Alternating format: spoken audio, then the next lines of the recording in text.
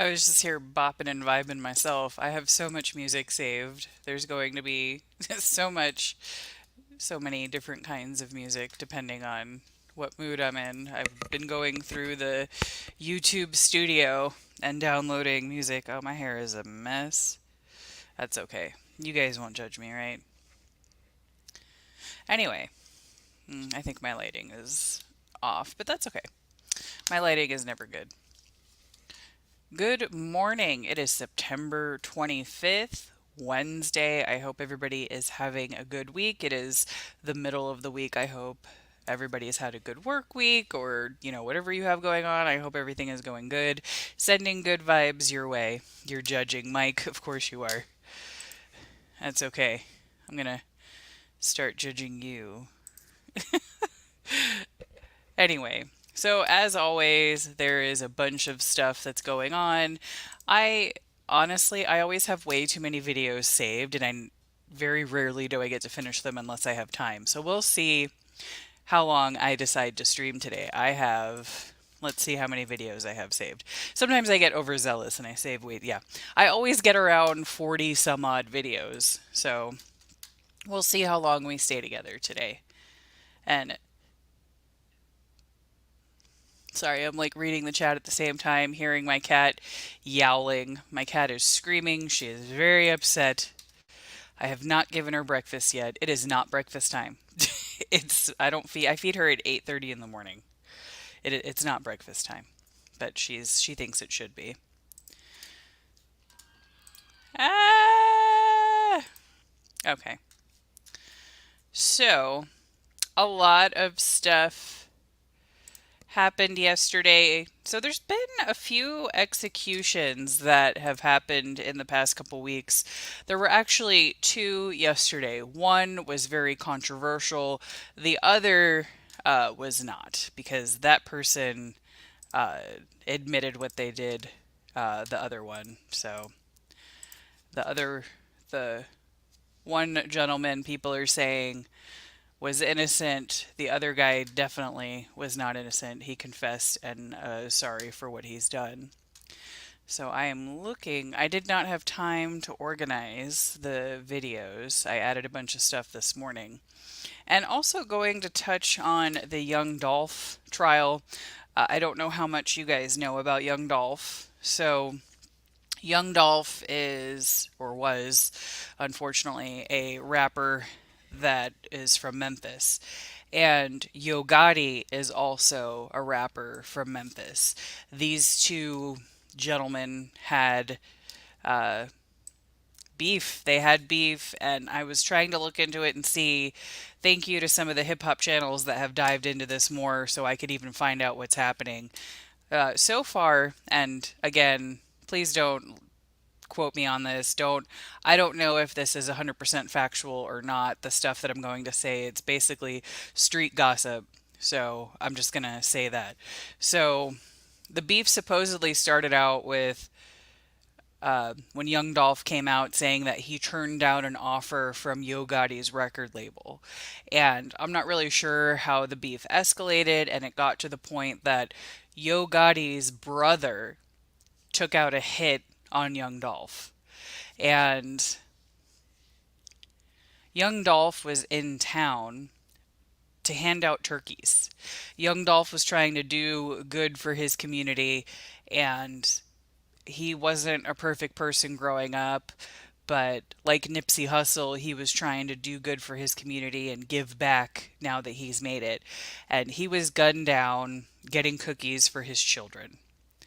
The trial has been unfolding this week. I have a couple clips that I'm going to share on that. Uh, I was upset when I heard Young Dolph was killed. I was also upset when I heard Nipsey Hussle was killed because, regardless of where you come from, if you're trying to do good in life I hate to see people that are trying to help people get taken out by their own community and over stupid stuff. It's so dumb. So I'm going to start out with those execution stories. Uh, Marcellus Williams is one, and then there was one also in uh, Texas.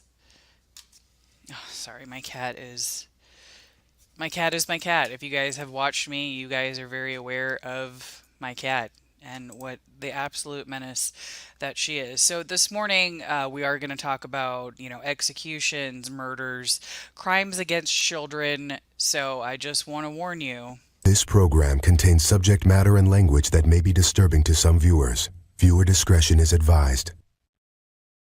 Viewer discretion is advised. I will try to warn again when it comes to crimes against children. I do have a couple on here this morning.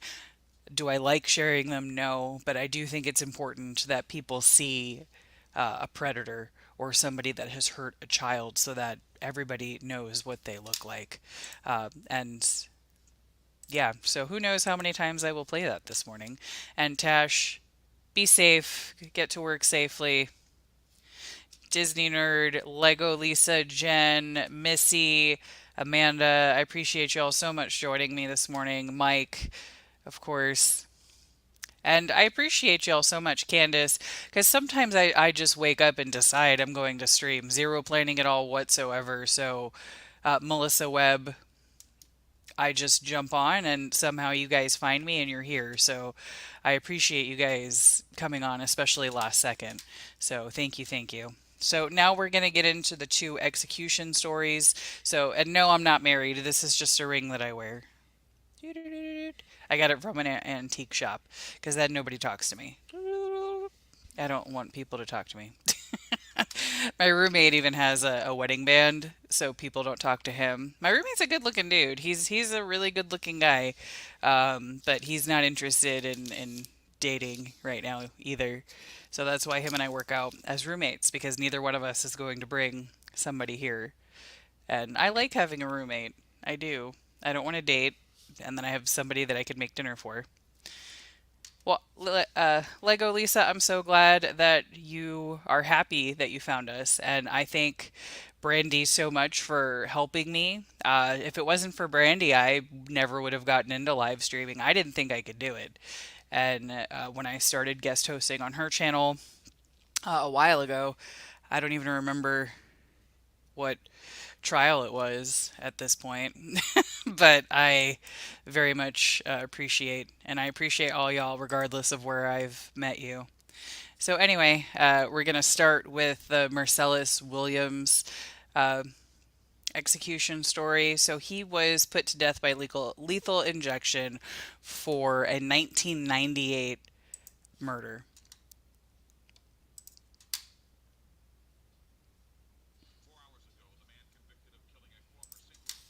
Oh no, I I need the YouTube to stop moving stuff. My new computer is going to be here Thursday, so hopefully I'll have a better time. Was it the Adelson trial? I don't even remember. My memory sucks, so I appreciate y'all reminding me. My memory is terrible. I have to write stuff down all the time.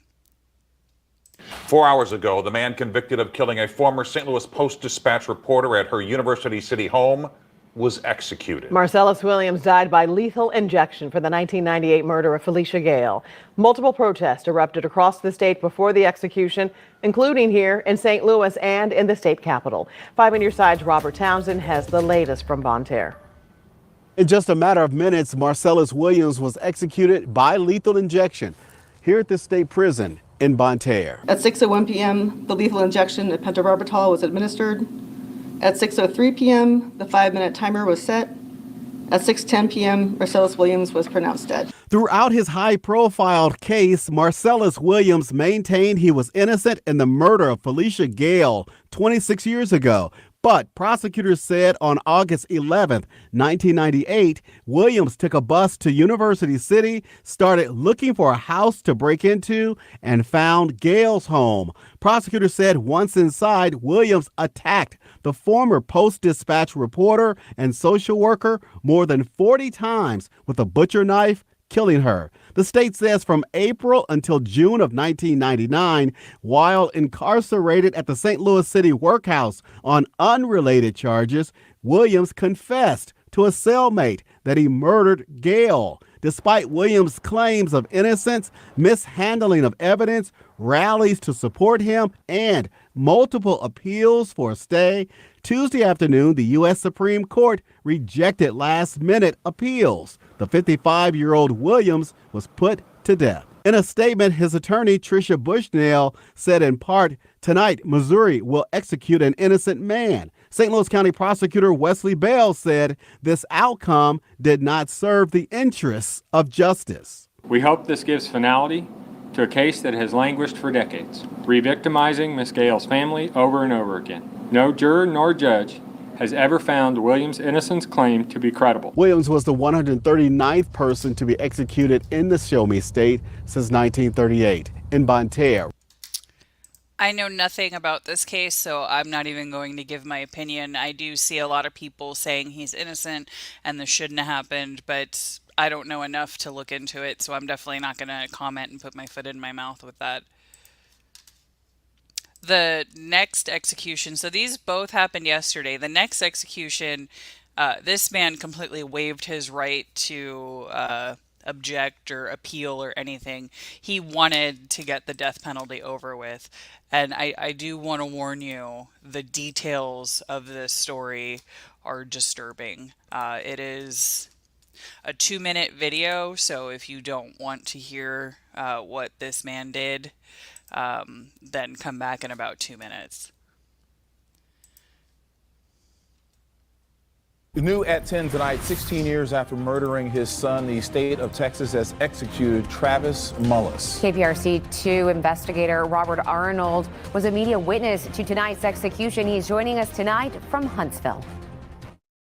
The state of Texas carried out the execution of Travis Mullis at 7:01 p.m. He gave a final statement saying that he was sorry for what he did and that he regrets the decision he made to end the life of his 3-month-old son. He said he does not regret his decision to not file any appeals of his conviction or death sentence and referred to his conviction as a form of assisted suicide. In 2008, Travis Mullis killed his 3-month-old son Elijah on the side of Seawall Boulevard in Galveston. Mullis then went on a 4-day odyssey before eventually surrendering in Philadelphia and giving a full confession. Mullis said the day of the murder, he tried to molest the 8-year-old daughter of a friend, and while he was driving to figure out next steps, his son started crying and couldn't be consoled. And at that point, I had hit my breaking point with stress, and I was scared, I was panicking, I hit my breaking point and I broke. At that point, I felt that the only way to make him to stop crying was to kill him. Prosecutors said Mullis also sexually assaulted his infant son before killing him. Mullis waived his right to appeal his conviction and death sentence. During his final statement, he said, "I don't regret this decision to legally expedite this process. I do regret the decision to take the life of my son. I apologize to the mother of my son, the victim's family." No family members for Travis Mullis or his son witnessed tonight's execution. However, Galveston County District Attorney Jack Rohde and First Assistant Kayla Allen, who prosecuted Mullis, were here in Huntsville. Both declined to speak on camera following the execution, but both issued statements. Here's a portion of Kayla Allen's statement. "Some acts are such egregious violations of not only the law, but of civilized standards, that society's only appropriate response is to impose the ultimate penalty on the wrongdoer." You can read both Rohde and Allen's full statements on click2houston.com. So, two very different stories, two very different situations. I think in this case, the death penalty was warranted. I'm glad it was carried out, and it took less than 20 years. It happened in 2008. And the other one happened in 1998. Honestly, I'm glad that they didn't tell the details of what he did. I was concerned that they were going to. It is a very disturbing case. And I think in that specific situation, I'm okay with the death penalty. I have very mixed feelings when it comes to the death penalty because, I have friends whose you guys know that for the most part, most of you guys know that I know Carrie Rawson, her dad's BTK, and I don't know what it's like to have a loved one do something so horrendous and have them in prison. Obviously, you're still going to have feelings for them. They're your family. And because of her, it's made me look at the way prison is and the death penalty a little bit different. But, however, the reason I support the death penalty isn't because of the actual death penalty. It's because of the laws that change and then people get released that shouldn't have been released. Compassionate release or whatever law changes, then they have to serve like 20 years and then they get out, whatever. I don't like that. But if Marcellus, the story that we just watched, if he was innocent, then that is a grave miscarriage of justice, and I don't want that either. So it's a very complex issue, and it's not black and white. There's a lot of gray that come into it. I mean, the justice system overall is trash, and I don't know. I there's so much that I wish I could change. I wish you could just snap your fingers and fix it. I have a friend that had his stepbrother executed about 10 years ago. They felt bad, but they were sure he was guilty. Yeah, It's tough because I'm a very compassionate person and very empathetic, so uh, I'm not as angry as I was 5 years ago because 5 years ago, right after Austin's murders, I hated all defense attorneys. I hated all murderers, and I wanted all of them to get the chair and all that. But now I look at things a little bit different. Things aren't black and white, and I've actually met some defense attorneys that I don't hate. I've made nice with some defense attorneys, gotten to know some. Not all of them pull tricks and horrible things in court. Some of them actually do care about protecting people's rights and things like that. Um, so, funny story, I was trying to get a part-time job at a law office just to get the experience working around a law office. And the position that they were looking for was corporate law. And I didn't know that they were also criminal defense attorneys. And I kind of put my foot in my mouth talking about some of the victim advocacy work that I do. Um, yeah, they didn't call me back. That's okay, though. It's all right. I don't think I could work at a defense attorney's, even though I've made up with them, you know. All right, let's see. I have a couple Young Dolph videos. I'm looking. Here we go. I found the other one. So during the trial, they have shown some surveillance video, and come on. They've also, it looks like in the Young Dolph trial, they're actually showing the evidence. You can see the evidence that they're displaying on the screen. They have shown like the bullets. They've shown his clothing very bloody. It's graphic. People are posting it on Twitter, and I wish that it had like graphic content warning or whatever on it. But so I'm not sure what these two videos are going to show. They're both about 4 minutes long, and it may have some of the same information in both of them. So, Big Jook. I'm probably going to sound like the reporter I was making fun of the other day saying rappers' names. So, Big Jook is Yo Gotti's brother, and he's the one that took the hit out on Young Dolph. And it's also stupid. It's stupid beef. But there's also surveillance video of Young Dolph getting gas and getting cookies because he had stopped to get cookies for his kids when he was killed. So it's going to be about 8 minutes us talking about Young Dolph.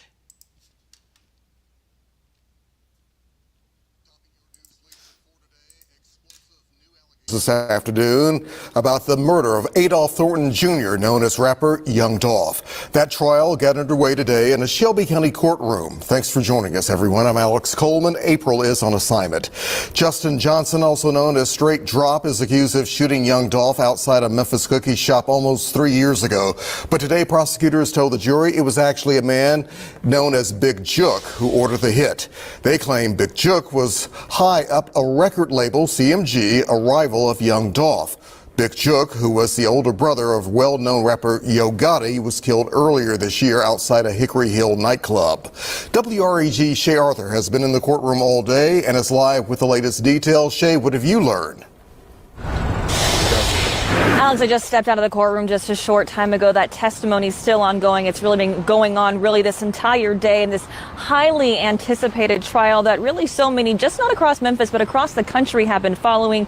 Young Dolph, loved by so many here in the Bluff City. Security here at the court, very, very tight. There's extra police officers up inside there around the courtroom. You have to go through 2 metal detectors to actually get inside that courtroom.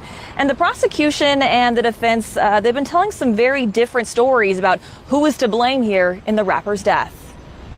Justin Johnson, one of the men accused of shooting young Dolph outside a Memphis cookie shop, sat stoic in court. Shelby County prosecutor Paul Hagerman painted the picture of the day of the crime for the jury, who was brought in from out of Shelby County. Hagerman says Johnson, an aspiring rapper known as Straight Drop, shot Dolph along with a second man, Cornelius Smith. He says the shooting comes after a $100,000 hit was ordered by Big Jook, who was high up at CMG, a rival record label and the older brother of rapper Yo Gotti. The contract hit was arranged by a third man, Hernandez Govan. Investigators say Govan would seek out new talent for CMG and also provided drugs to Smith. The jury was shown the moments young Dolph was killed outside Makita's Cookies. Hagerman said to Johnson and Smith the shooting was, quote, just business. What we watch up here is so quick, and we watch it and we call it violence.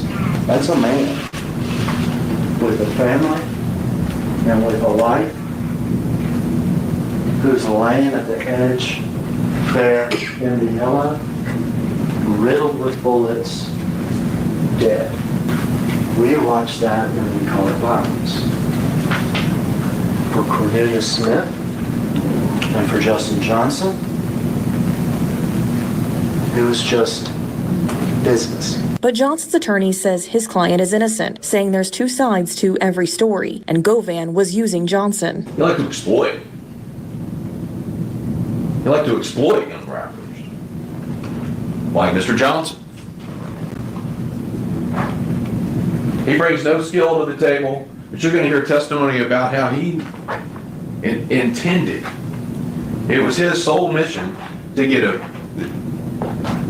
30 to 60% piece of Mr. Johnson. Shelby County District Attorney Steve Mulroy was also present, speaking to us about the trial finally happening nearly 3 years after the shooting. Great anticipation. I mean, this is the culmination of a lot of years' work, and there's been a lot of work done by our staff in the DA's office and also by law enforcement to bring the people responsible for this tragic killing to justice, and that's what we're going to do this week.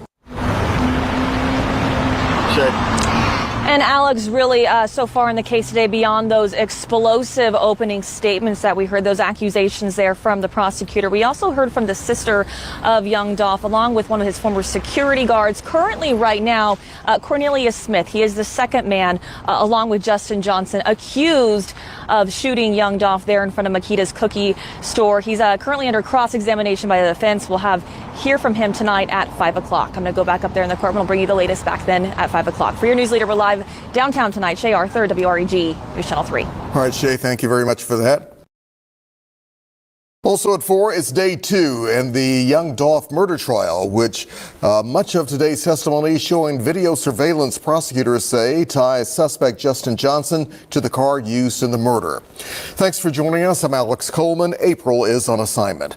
Johnson is on trial for the murder of the Memphis rapper. He's accused of being one of the gunmen along with Cornelius Smith. But prosecutors allege the overall mastermind was Big Jook, a high-up at CMG. That's a rival record label of young Dolph. Big Jook was killed earlier this year outside of a Memphis nightclub.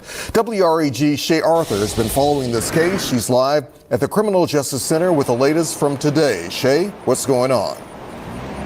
Hey, Alex. Well, just as I was stepping out to come talk to you, Jamarcus Johnson, that's actually Justin Johnson's brother. He was taking the stand. He has been accused of accessory after the fact, helping his brother. He did take a plea deal earlier this year. He's been out on bond, but today when he's testifying in court, he is not showing his face. Really, he just took the stand about 10 minutes or so ago. And as he was up there, we could see Justin Johnson, who's accused of murder. You could see his face. He appeared a bit emotional at times, so more on his testimony in just a short time. But again, as you mentioned here, much of today's testimony really went back to how crucial video evidence has been in this case. It really goes back to what the prosecutor, Paul Hagerman, said in his opening statement yesterday. He told the jury the problem with these guys getting away with this shooting is that this didn't happen in 1981. It didn't happen in 1991 or 2001. It happened in 2021. There's cameras everywhere, and everyone has cell phones. On the stand Tuesday, Terrence Dabney, a now retired Memphis police homicide investigator. He handled the young Dolph case. He detailed the crime scene outside of Makita's Cookies. The spent shell casings, videos, and pictures shown to the jury showed two men with guns, one of them wearing the Bass Pro hat and the gray sweatpants. Prosecutors say is Justin Johnson. The getaway car seen on video, a stolen white Mercedes. Now, rewind back the day before young Dolph's murder, 17 hours before. The jury has shown surveillance video from Crosstown Concourse where Johnson was living with a relative. You can see a white Ford Expedition pull into the parking garage. Then you see a man on the elevator wearing a Bass Pro hat, gray sweatpants. Prosecutors say that's Johnson. A series of videos spanning several hours, counting down to Dolph's death is shown, showing Johnson coming and going from the building in the same outfit. At one point, he returns to Crosstown Concourse in a white Mercedes car. Prosecutors also show video of a car exchange at a gas station in the middle of the night where that Mercedes is picked up. Then, around 30 minutes before the murder, video shows Johnson leaving the apartment once again. And once again, he's in the same outfit. This time, he's on the phone with his young daughter. You see him leave in the white Mercedes. The shooting outside of Makita's, the incident captured on video. Young Dolph is killed. Today, the investigator testified those guns used in the murder, an assault rifle and a handgun, have never been recovered. Then, 37 minutes after the shooting, prosecutors say surveillance video shows the accused shooters going to another apartment complex, changing clothes, Johnson into a yellow hoodie, and leaves in a white Expedition. Then, hours later, more surveillance video shows him return to Crosstown Concourse in a yellow sweatshirt, go into an apartment, come back out with his bags packed. Then investigators say he went on the run, starting a manhunt. And Johnson was later caught in the Indianapolis area. But again, Alex, as I mentioned, currently on the stand right now is Justin Johnson's brother, Jamarcus Johnson. He has taken a plea deal for accessory after the fact.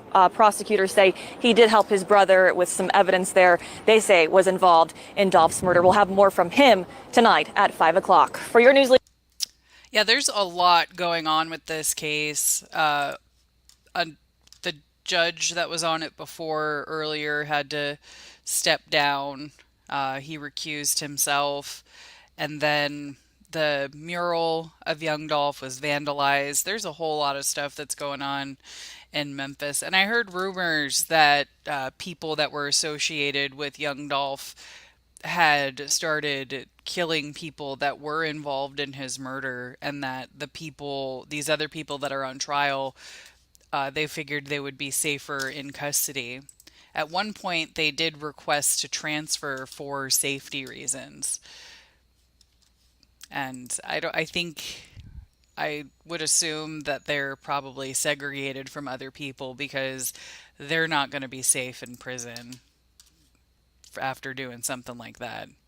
And they didn't even get paid what they were supposed to get paid. I think they were told $100,000 and one of them got like $800.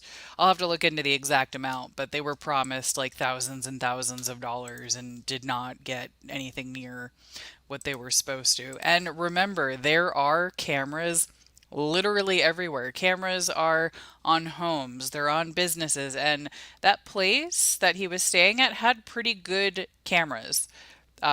Cameras aren't like they used to be where they're super grainy and you can't tell who anybody is. It's getting a lot better. Be very careful when you're out and about if you don't want to get in trouble for something. So I don't understand how people think that they can get away with stuff like that nowadays, because there's literally cameras everywhere. They didn't need to find the weapons. They didn't need any of that because they saw it all on video.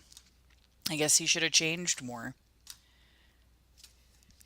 Anyway, I guess we'll see what happens with this case. So there was a police chase in San Antonio that ended in a crash. I have a video of that. I wish I had a longer one. It's only 48 seconds. But also in San Antonio, there was a 63-year-old woman that was on the walking trails. I assume that she was walking or jogging, but she was found dead, and they're trying to figure out what happened with that. And that's scary because you want to be able to go enjoy nature, but especially as a woman, I just don't think that those are things that we can do anymore, regardless of where we live. It doesn't matter what kind of area you live in. Evil is everywhere, unfortunately. So first, police chase, and then the story about the woman that was found. They did detain a suspect, but they haven't been real clear on all that yet.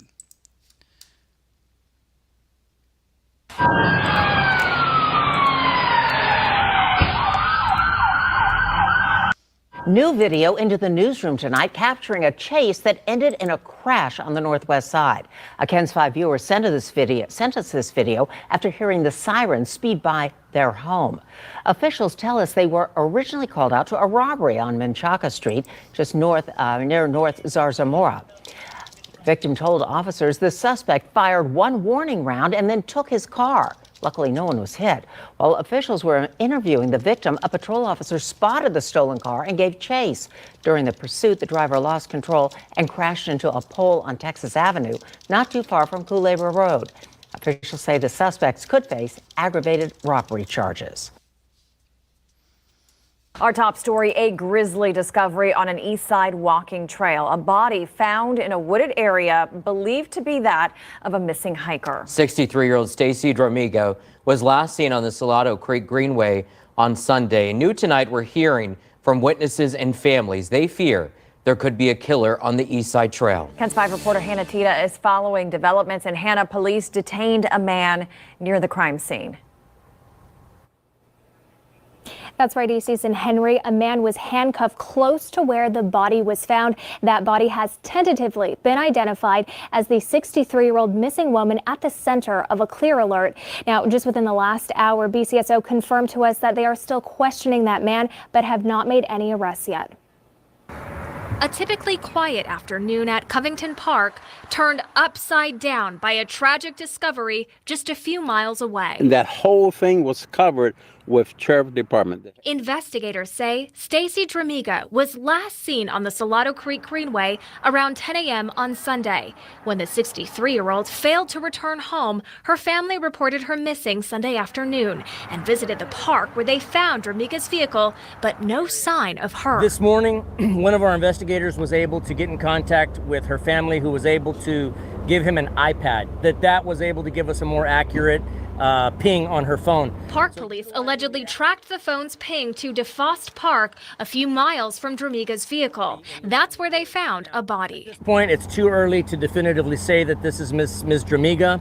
But what we can tell you is that description-wise, it's a pretty close description. This evening, police were seen detaining a man close to where the body was found, but no arrest has been made yet. Sheriff Javier Salazar believes Dromiga was forcibly taken off the trail and into a wooded area. Well, I would see her every day, and she was mostly by herself. Angelo Bellino lives in his car and immediately recognized Dromiga as a regular at Covington Park. He says there are a lot of solo walkers. It's best to always be accompanied, and if it's a larger group, more than two, that'd be better. Families left uneasy tonight, fearing a killer could be stalking the trails.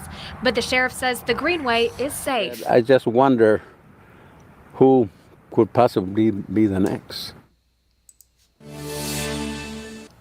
And the sheriff tells us Dromiga's family has been very cooperative with this homicide investigation. Right now, authorities are asking anyone who was out at Salado Creek Greenway on Sunday, especially if there were any cyclists in the area with GoPro footage, to please bring that information forward. You can reach the BCSO non-emergency line at 210-335-6000. A lot going on in that story. One, I feel bad for the guy that's living in his car, and he looks like a senior. For those of you that aren't aware what a clear alert is, so everybody knows Amber Alert, and then we also have a Silver Alert. Silver Alert is for over 65. So Amber Alert is under 18. Silver Alert, at least in Texas, it does vary from state to state. Silver Alert is over 65. Clear Alert is for people between 18 and 64. And Clear Alert was made after a young woman was forced into a vehicle by her ex-boyfriend, and her friends tried to report it to the police, but they couldn't do an Amber Alert because she was 18 or maybe 19, and she ended up being raped and murdered. And her mother pushed to get that law passed so that there was something that exists for people between 18 and 64. So the clear alert, if you're driving around Texas, you'll see it on the highway screens that they have there. They'll put the clear alerts, and every time I see it, of course, I think of Kaylee and her mom, Allison, who, I do know we've done some stuff together in the Texas Capitol, trying to get other legislation passed that I'm sure we will again next legislative session. But I do think that there is something that needs to exist for anybody of any age. There should be alerts if they go missing, rather than just, flyers and stuff like that. And it is really unfortunate that we can't even go for a walk in the park, literally. So, another disturbing story, this one coming out of the Chicago area. So, DCFS has taken a child into custody, a 6-year-old that fatally stabbed their 2-year-old sibling.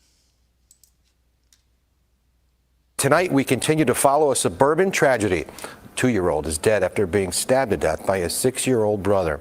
It is a heartbreaking story, and now one of the issues at the top of mind: could there be charges? Our Darius Johnson is live in the newsroom tonight. And Darius, you spoke with our legal expert. What did he say? Dave, our legal analyst says he can't think of a case in Illinois in his career where a child under the age of 10 was charged with a delinquent offense, which is why the Department of Children and Family Services is now involved in this investigation to guide police on exactly what to do next. A somber Saturday in the south suburban neighborhood of Joliet. The minds of those in the 2700 block of Fairway Drive are swirling. Everyone's just heartbroken. That's the feeling after Joliet police say a 6-year-old boy stabbed his 2-year-old brother with a steak knife inside the home on Friday. The mother and grandmother were home when it happened. The mother called 911. Our hearts go out to this family because, in our opinion, everyone in this incident is a victim. CBS News Chicago legal analyst Irv Miller says this 6-year-old cannot be placed in a detention facility or jail, which is the case for any child under the age of 10 in the state of Illinois. Can he be charged? Well, there's no minimum age for charging, but I have never in my career, both as a prosecutor and as a defense attorney, seen a child 10 or under charged with a delinquent offense in the juvenile courts. And I don't think I'm going to see it in this case either. What you will see in this case is the help being provided. The Department of Children and Family Services is caring for the 6-year-old after conducting a mental health evaluation. DCFS will provide services not only to the 6-year-old, but to his family, trying to keep this family intact, trying to provide any type of psychological or any type of family reunification services for this family. And if DCFS lacks the resources, the county will step in, and community agencies that are out there, nonprofits, could even get involved to try to help this family out to get through this tragedy. One of those agencies also helping is Illinois Youth and Family, who were present throughout the day to offer a shoulder to lean on. Just try to be part of the healing process is going forward with this. Joliet police tell us they've responded to the home 3 or 4 times since 2021 for domestic-related incidents. However, it's unclear if any of those previous incidents or calls involved children and if those children were ever in danger or if they were a threat. If so, that could possibly result in charges for the mother if she was aware of any dangers or threats and possibly didn't take any action. Right now, we know the Joliet Police Department will be holding a stress debriefing tomorrow for their own staff who are still coming to terms with this tragedy. We're live in the newsroom. Yeah, it's a very, very sad story. And we had talked during the Lori Shaver trial about children typically not being prosecuted under the age of 10. I don't I don't think that there will be charges in this case. I think that this poor child is very emotionally and mentally disturbed. Obviously, if you're going to do that to your 2-year-old sibling, it sounds like the kid has been through a lot. If the police have come numerous times for domestic violence, we have no idea what's happening in that household. So I do hope that the family gets the help that they need and the child gets the help that it needs, because if you're going to do that at 6 years old, what are you going to do as an adult? It's absolutely horrific.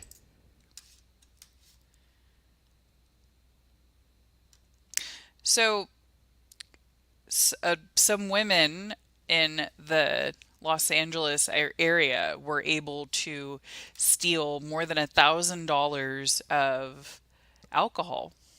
That's a lot of alcohol. Well, unless they stole fancy stuff, but I don't think so. It looks like a convenience store. An Inland Empire Police Department is fighting back tonight against thieves who target family-owned stores. Retail theft is up 20% in Upland this year, and police say they've had enough. KCAL News reporter Nicole Comstock is in Upland with video of a recent robbery that police want to solve. Nicole?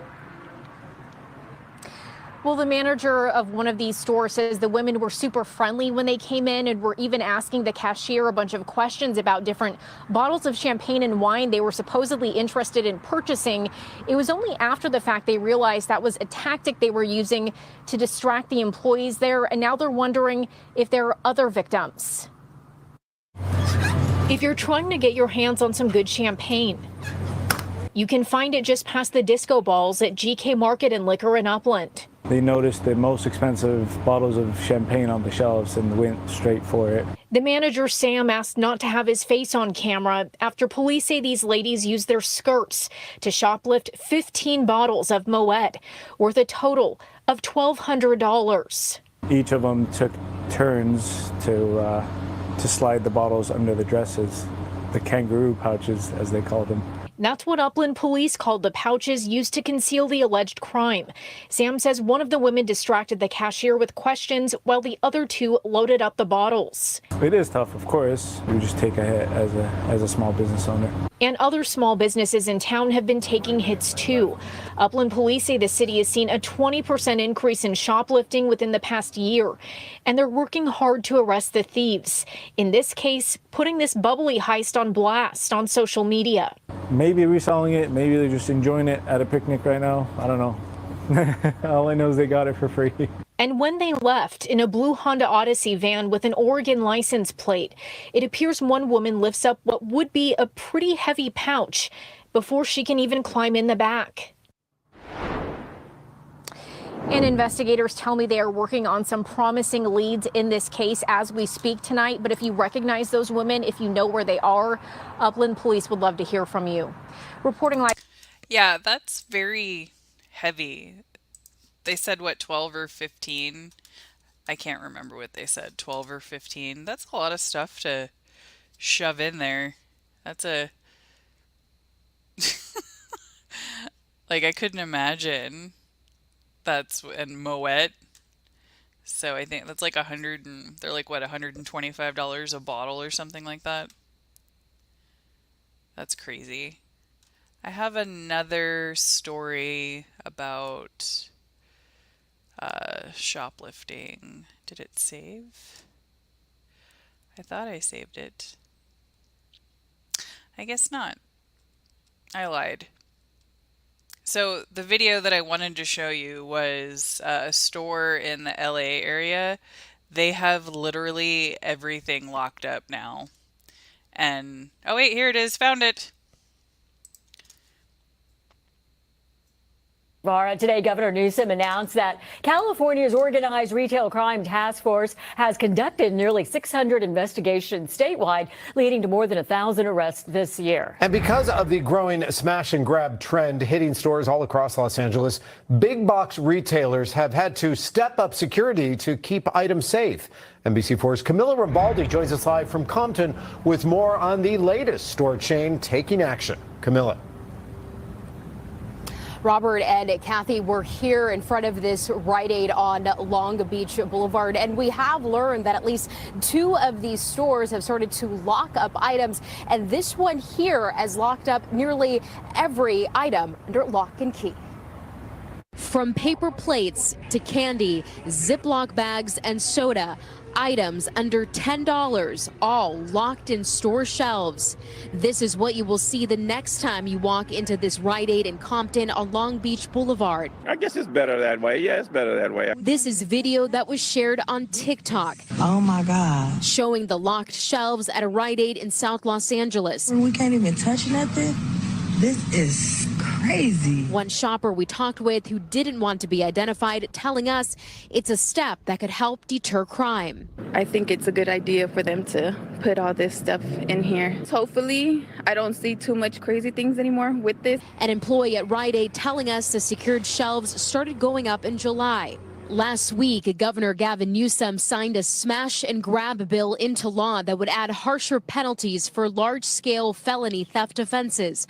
The bill is aimed at cracking down on retail and property crimes. Back here at Rite Aid, some say waiting to get what you need could take a little longer. Because I have had a problem with a different location where it takes almost 10 minutes for them to actually come and help me. But this location, it's a little bit faster. And some. They have to let you in, to get it, but, take a little while. Don't mind the wait. For me, it's no problem. I have reached out to Rite Aid for comment on the security changes. I'm still waiting to hear back. In Compton. Yeah, what are stores supposed to do? When I moved and I went to the grocery store, they had, you know how some grocery stores have, hold on, I got sleep in my eye. You know how they sell like contraceptives, family planning, and like fun stuff, I don't even want to say it, but toys that go in the family planning section. And like I was walking by the aisle and I looked and they just had one of those toys on the shelf, and I looked at it and it was like $100, whatever it was. And I was like, okay, this is how I know I live in a nice area. I just got something that's $100 on the shelf. Not even locked up. This store has nothing locked up. No, it wasn't that, Jen. It was something fun for the ladies that does some stuff and has some motions and air and I'm not but yeah. That's how I know I live in a nice area, that they just have stuff like that on the shelf. And my friend in New York also said, because Tash said it's like that where she lives, my friend in New York, everything's locked up there too. And she's mailed me, she's the one that sent me her old computer. And she was too afraid to walk down to UPS to mail it to me because she knew that she would get robbed walking down the street. Yeah, there's some interesting stuff at my grocery store. They have a lot of options. Maybe it's because I'm in the suburbs and they know some housewives will need it. And where I live is a big military area too, so maybe they know that the guys aren't here half the time. I'm just moving along. We're going to move along. I'm not going to, because I'm going to get myself in trouble in this conversation. So I'm just going to stop it.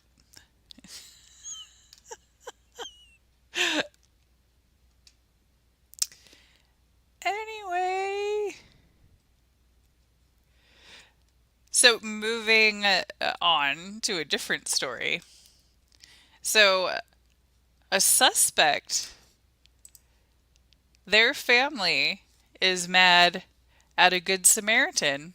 I wonder why. Why are you upset at the Good Samaritan? Because you got caught?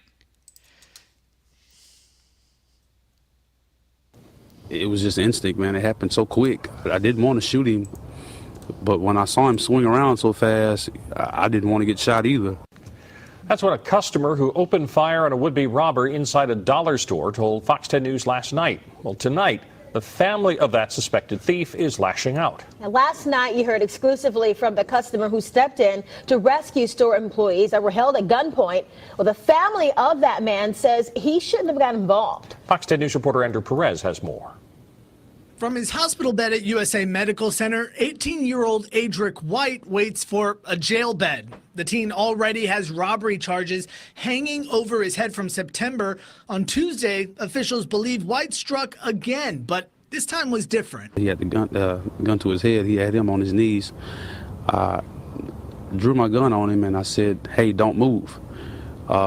At that point, he swung around, and before he had a chance to aim the gun at me, I fired. A customer who we're not identifying was shopping at the Family Dollar on Stanton Road when he says he saw White holding employees at gunpoint. The customer pulled out his own gun and fired 5 times. While police say it was completely legal, White's family says they're angry. If his life was not in danger, if no one had a gun up to him, if no one pointed a gun at him, what gives him the right to think that it's okay to just shoot someone? You should have just left the store and left and went wherever you had to go in your car or whatever. Originally, we had interviewed White's parents about the cases, but they later called demanding that we not air it. 2 robberies in 2 months. We asked one relative her thoughts about the accusations. We don't know. Like I said, we don't know anything. We only know what we've been hearing secondhand through the news, so I would not like to comment because I don't know. As he recovers from his gunshot wounds and prepares for what's to come, the Baldwin County District Attorney's Office is filing to have his bond revoked. They want White kept in jail and prosecuted to the fullest extent of the law. Now, White's family told us that he was hanging with the wrong people and needed help. They believe he didn't deserve to be shot. His last alleged robbery was at the original Oyster House on the Causeway. Officials say he even had the same MO. Bro. No. You commit a crime and you put people's lives in danger. They have the right to protect themselves. I get that you love your kid, but your kid is wrong. I'm like, that shit pisses me off. And this is why a lot of people, like a lot of criminals, they don't learn anything because their families are like, oh, he didn't do anything wrong, it's not his fault, whatever. Like, you have to take accountability for the stuff that you do. You want to know how many times I have been to jail as an adult? This many. 1 time. That's all it took. I never got arrested again, got in trouble after that 1 time. I got in trouble when I was younger, when I was a kid. But the second I became an adult and they put me in adult jail, I never went back ever again. I never got in trouble again. And I was also hanging with the wrong people. I was running the streets. I was doing all sorts of stupid shit. But I learned. And I saw what was happening to the people around me. I'm like, you know, I don't think I really want this life. I don't want to die. I don't want to go to prison. So I moved, because I lived on the southwest side of Florida. I moved to Miami, 2.5 hours away, and where my family was, to get away from that. Shocking. I moved to Miami to get away from that. But it really did help, because the area that I lived in Cape Coral, there was nothing to do. There was a ton of cops, a ton of drugs. People were just, you know, hooking up with each other, and a lot of people got addicted, and there was pill mills everywhere. So pills are everywhere. Everyone's doing that. Like, I didn't want to end up like some of them. 2 of my friends overdosed and died, and that's what did it for me. Like, sealed the deal. I don't want to live this life, and I moved. And I had no plan. I had a job offer, so I took the job offer. Did I have a place to live? Nope. I hitched a ride with a friend of mine going to Winter Music Conference, and I ended up sleeping on my cousin's living room floor until I figured things out. That's how bad I wanted to change my life. So, you know, just saying. I'm gonna stop talking shit. But like it pisses me off. Like we may have different circumstances, but nobody helped me get out of that situation. I helped myself.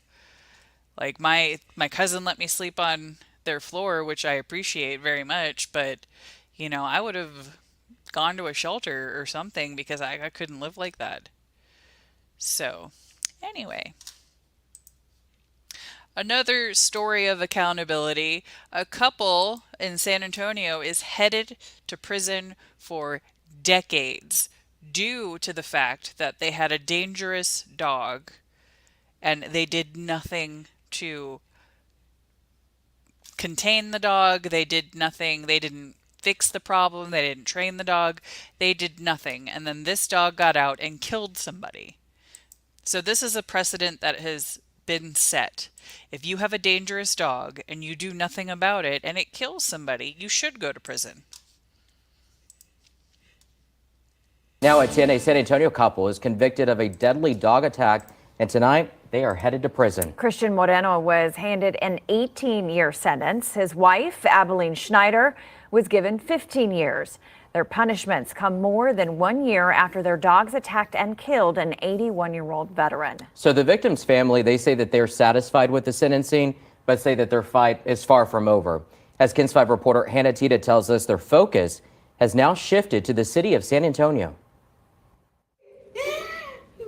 Took my better half away. Through sobs, a heartbroken widow faced the couple convicted of killing her husband through their negligence. PTSD is now something I will have to deal with the rest of my life.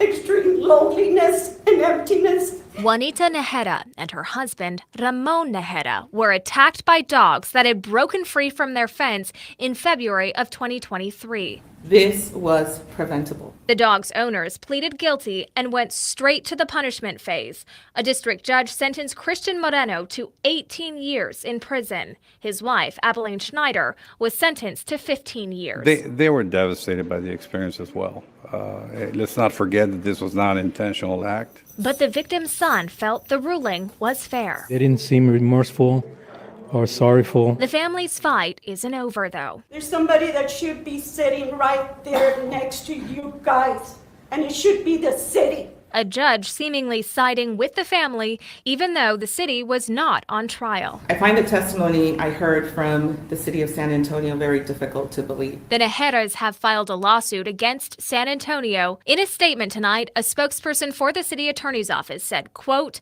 "The responsibility for the actions of pets lies with the pet's owners. The city has not yet been served with the suit." Moreno and Schneider will only have to serve 25% of their prison sentences before they're eligible for parole. And once they're released from prison, they will not be able to return to the street they once lived on and will not be allowed to own any dogs. Reporting live. So in this specific case, the city of San Antonio really messed up because there had been reports they had falsified stuff and said that they had followed up and done this. So this could have been preventable if the city of San Antonio did their job, if the owners did their job. Nobody should have animals like that could get out and maul somebody. Like, that's insane. That's just, yeah. It's absolutely insane. Okay, let me see. What else? We already did that one. So another school shooting threat. Yeah, they won't be able to live on their street. It's part of the punishment, yeah. I'm trying to remember exactly what the city of San Antonio did. Antonio dog attack.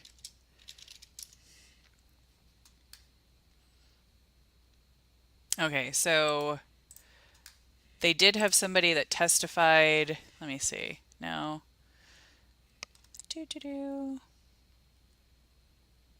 Yeah, they had to, the firefighters also, when they arrived, they had to use pickaxes and pipes to fight off the dogs.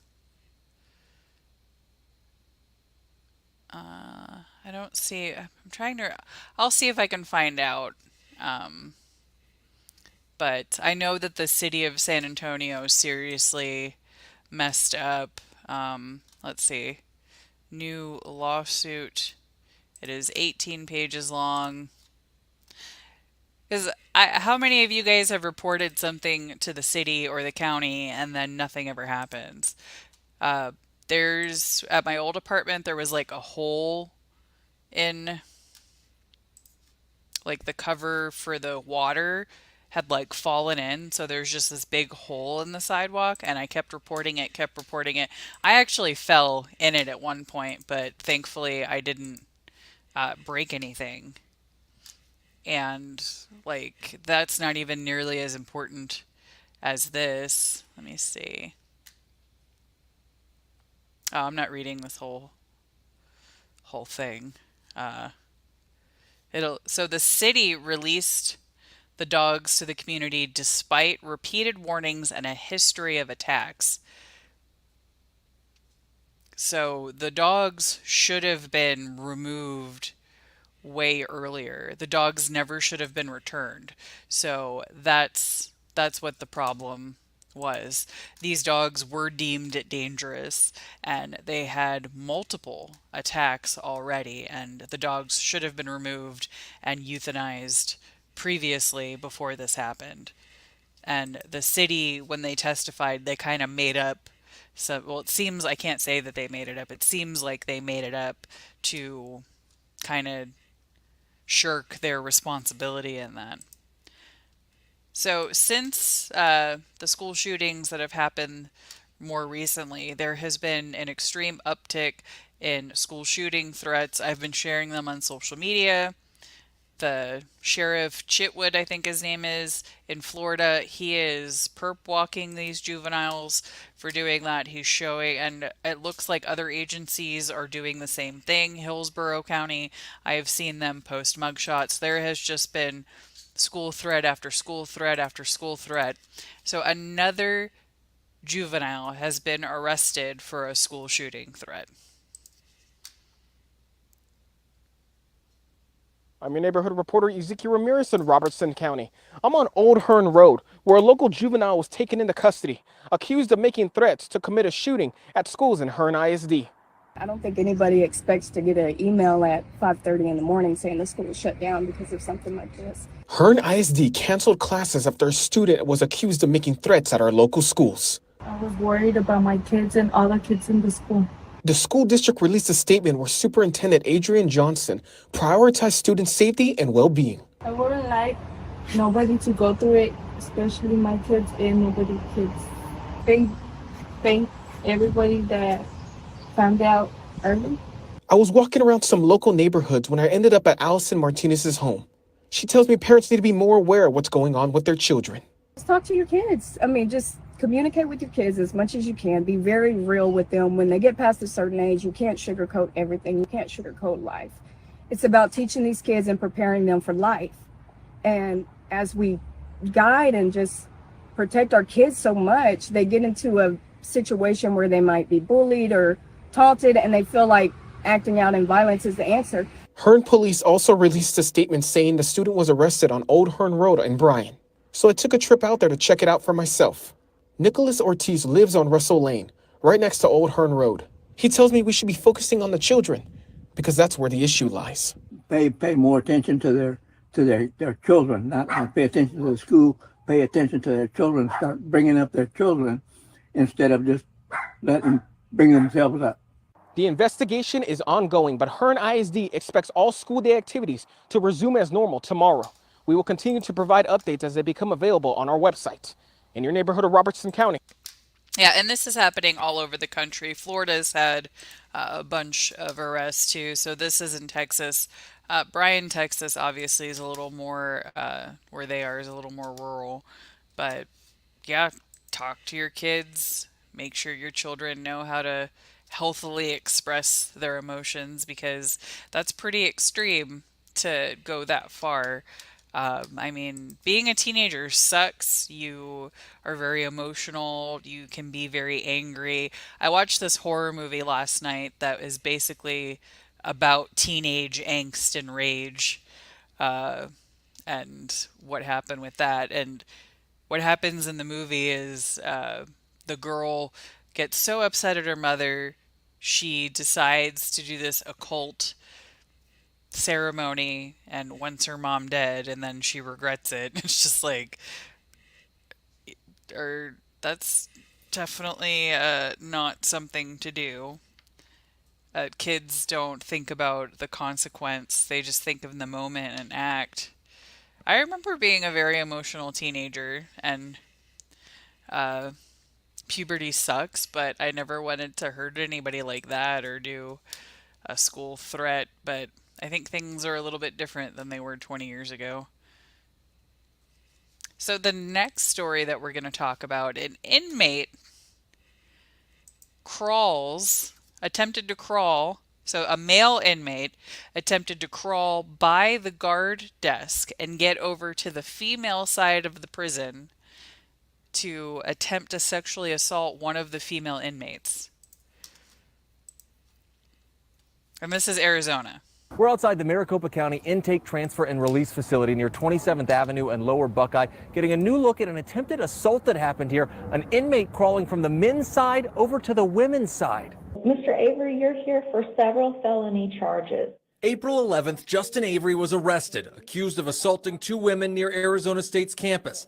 Avery was free the very next day when police say he assaulted three more women, also at ASU. Later that week, Avery was in the Maricopa County Intake, Transfer, and Release Facility near 27th Ave and Buckeye, awaiting court processing for the charges. The facility is separated into two sides, male and female. But watch on the screen as security cameras show Avery dropping to the ground and beginning to crawl, undetected by detention officers, over to the female side of the facility. We'll stop the video here, but it shows him getting behind a woman who was asleep and lowering his pants.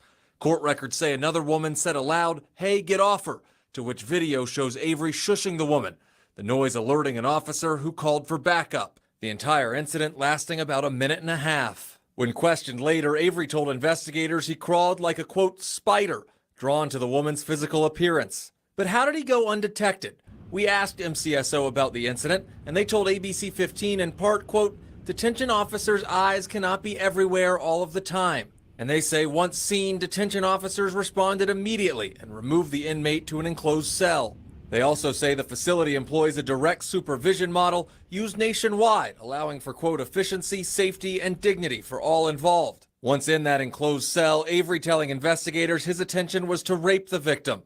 MCSO says the Intake, Transfer, and Release Facility, quote, has been in operation for over 4 years, and this is the first incident of its kind.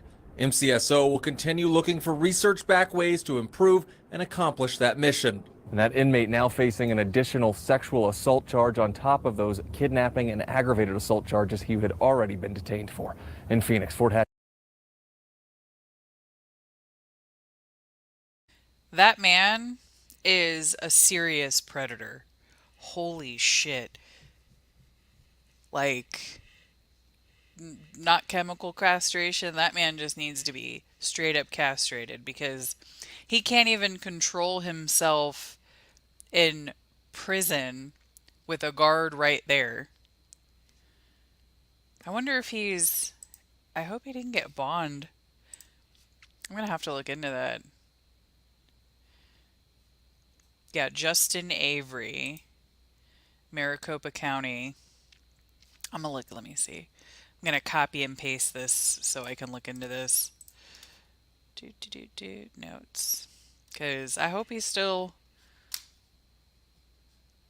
in prison or jail.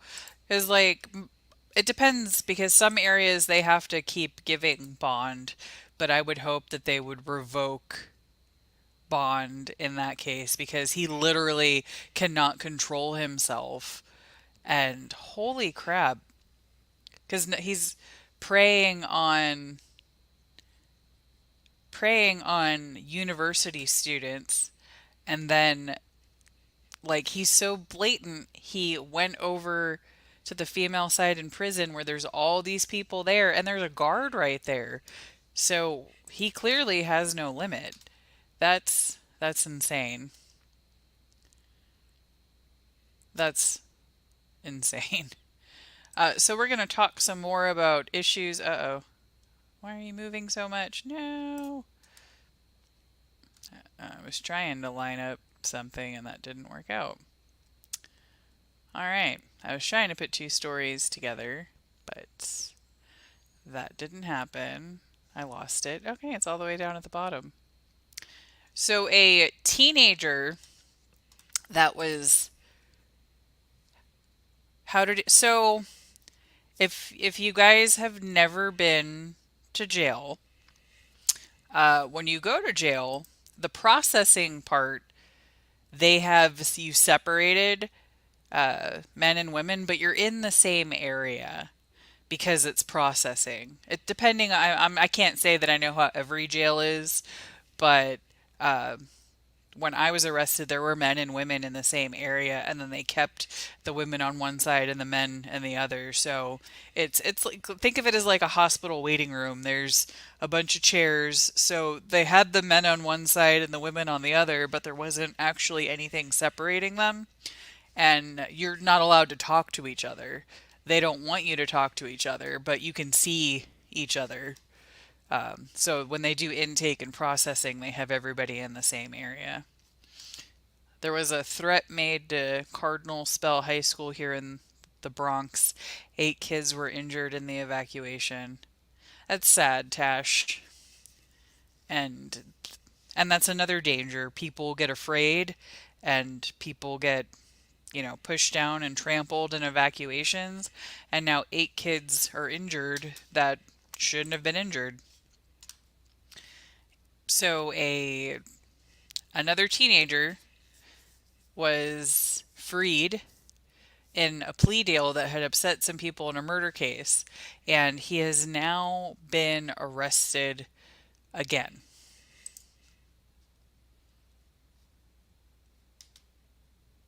Well, Hussein Braveheart, a man who took a controversial plea deal for a deadly carjacking, is now accused of driving more than 100 miles an hour while fleeing police in a stolen vehicle. Fox 9's Rob Olson is live in Minneapolis for us tonight with this story. Rob, you spoke with the family of the carjacking victim, the initial one, and they say they're not surprised by this at all. No, they say they are not surprised. They were basically expecting that Braveheart would reoffend. They're thankful that no one was injured here. But this is a case that is, of course, renewed criticism for Hennepin County Attorney Mary Moriarty, who had defended Braveheart's leniency, saying he'd completed residential treatment programs. But sharp criticism again today, including from the Minnesota Police and Peace Officers Association, saying that there must be real consequences for violent offenders. But again, the family of Stephen Markey here saying that they agree with that. They're not surprised this happened. I don't think anyone was surprised by this except maybe the Hennepin County attorney. Kristen Darastory said she cried when she learned Hussein Braveheart had been arrested again in a stolen vehicle after fleeing police at more than 100 miles an hour. I think most people, including my family, were waiting for him to reoffend and just hoping that it wouldn't be serious and cause another loss of life. 5 years ago, Kristen's cousin, Stephen Markey, was killed during an attempted carjacking in Minneapolis when Braveheart and another man, Jared Osmond, both shot at Markey as he tried to drive away. Osmond got 20 years in prison because prosecutors said it was his bullet that killed Markey. I apologize for not being a better person that day. But Braveheart wound up getting a plea deal late last year that dropped his charge to assault and let him walk with no prison time. Hennepin County Attorney Mary Moriarty defended the leniency at that time in the face of very heavy criticism. So sending him to prison, based on everything we know, will create more trauma and make him likely to be more dangerous when he gets out. The Markey family was furious then, still deeply hurt now. You can see it coming, right? We knew he would get in trouble again. The odds were in his favor of doing that, even though you'd hope for something else. Braveheart was arrested early Sunday by Eagan PD and charged with fleeing police, a felony. Kristen hopes Dakota County will bring a different outcome, and this time a far stiffer punishment. It was uniquely painful to find out what happened, but I'm also really relieved that no one else was injured as a result of his crimes this time. Reaction from the Hennepin County Attorney's Office today in a very short statement saying that we are aware of the situation in Dakota County. If the allegations are true, Mr. Braveheart will be held accountable. He's still in custody in Hastings, appears in court again in October. Live in Minneapolis. Such a waste of life and a cool last name. Braveheart, that's an awesome last name. It's a shame that you seem to be a piece of shit. There's so many stories all over the country of stuff like this happening where these repeat violent offenders keep being released and then they go and reoffend. A lot of times they just got out of prison or just finished a sentence, or they're already out on bond for something else. One of the issues that we see in Harris County is repeat violent offenders out, and I'm not even over exaggerating. They're out on 6, 7, 8 bonds for different crimes, sometimes spanning multiple counties. And I understand giving people bond is their constitutional right. But where do we draw the line? And you're innocent until proven guilty. Yes. But where do we draw the line if they keep reoffending and the court systems are backed up and it's going to take years for their case to get to trial? You know, what do we do? The justice system swung too far over to the punishment side. And in order to correct that, now we've swung too far over on the other side. And I think we're being way too lenient. In Harris County, there have been, since 2018, over 210 people, because it was 210, but I know more people have died.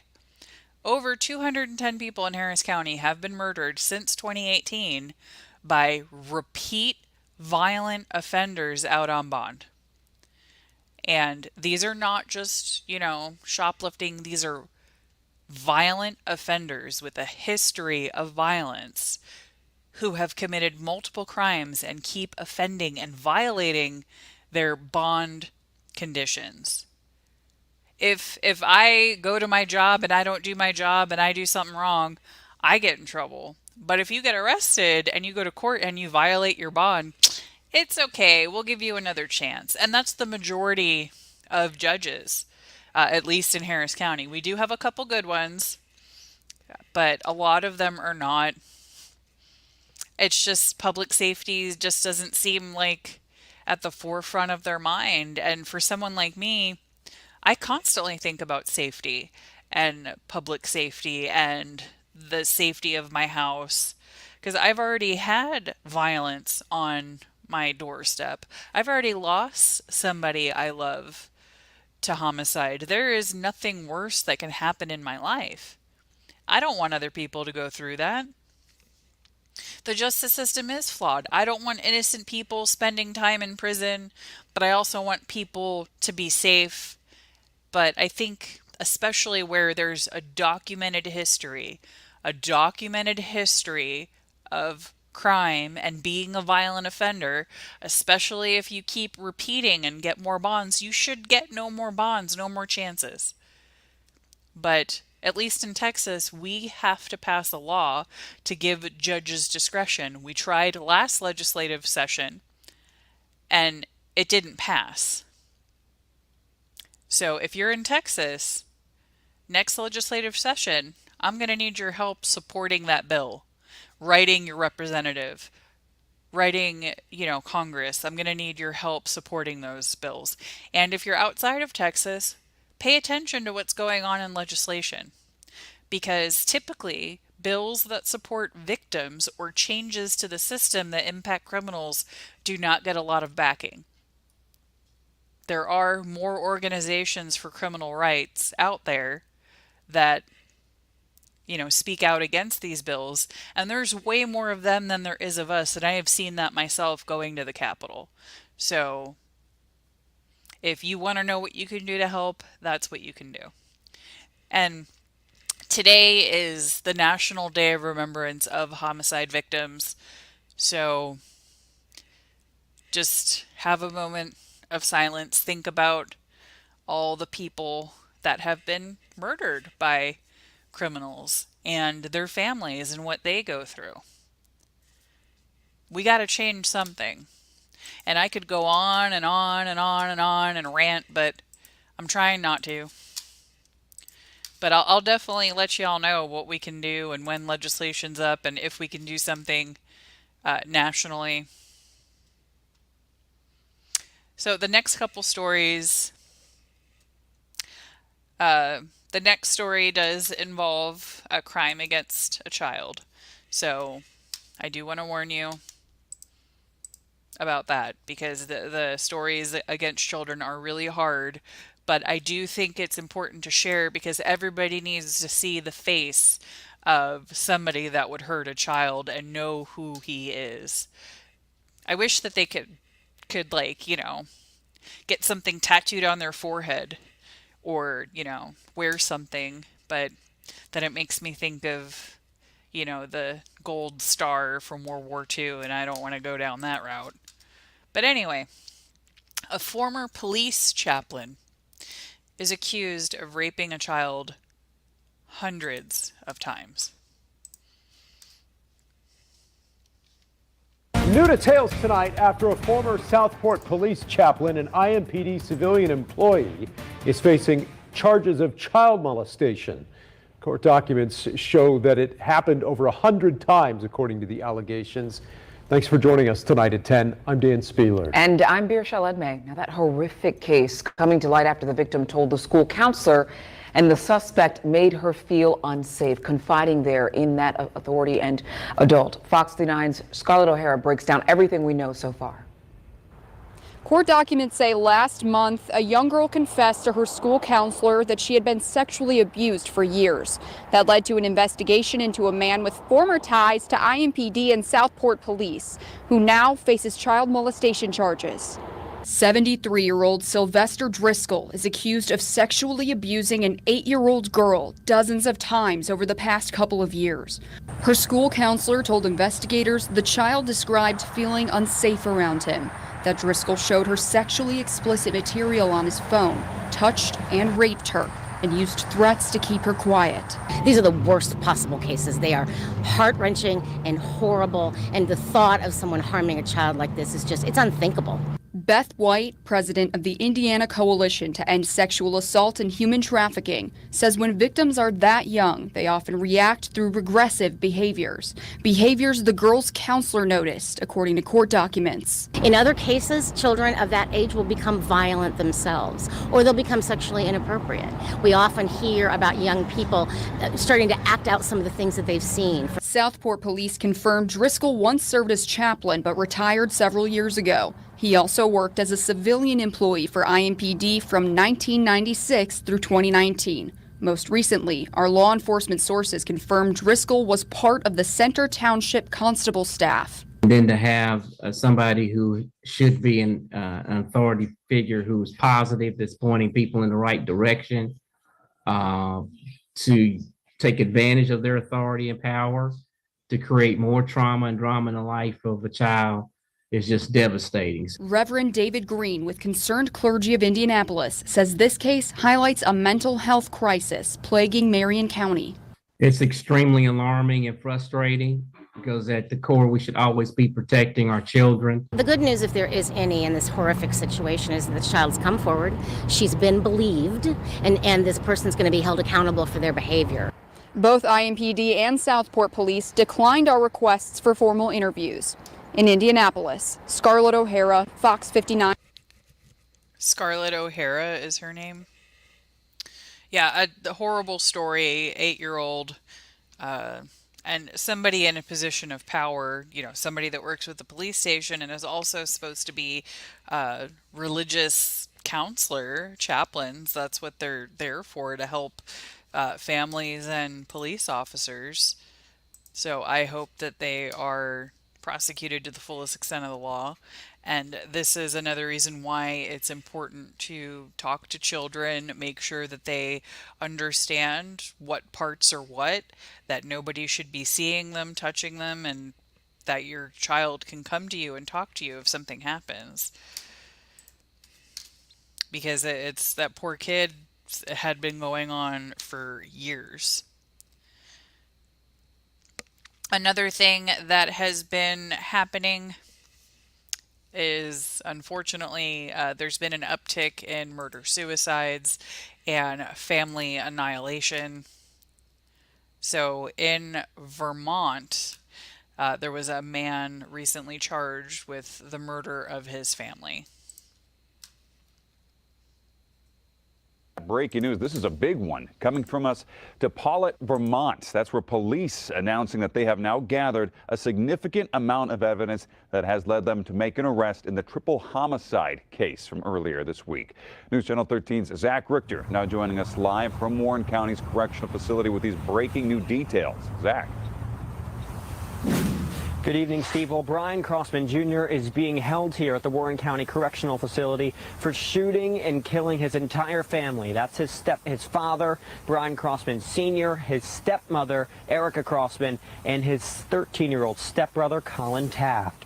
Now, police say when they arrived at the home on Sunday morning off of Vermont State Route 133, they found Brian Crossman Jr. outside the home and covered with blood. He told police that there were dead people inside. And when police asked Crossman Jr. what had happened, he said he had went for a walk just after midnight Sunday morning. And then when he returned to home a couple hours later, Crossman Jr. saying he located his family dead inside. Crossman Jr. saying he had gotten blood all over his shirt from dragging his father, who had died, outside the residence. Police able to confirm through their investigation that this was not true. Police say that Crossman Jr. was the murderer and had not just found his family dead, as he had shot and killed them. Police say when they entered the home, they found shotguns and they also found blood all over the floor. Crossman Jr. was seen today in Queensbury Court and was remanded without bail. Live.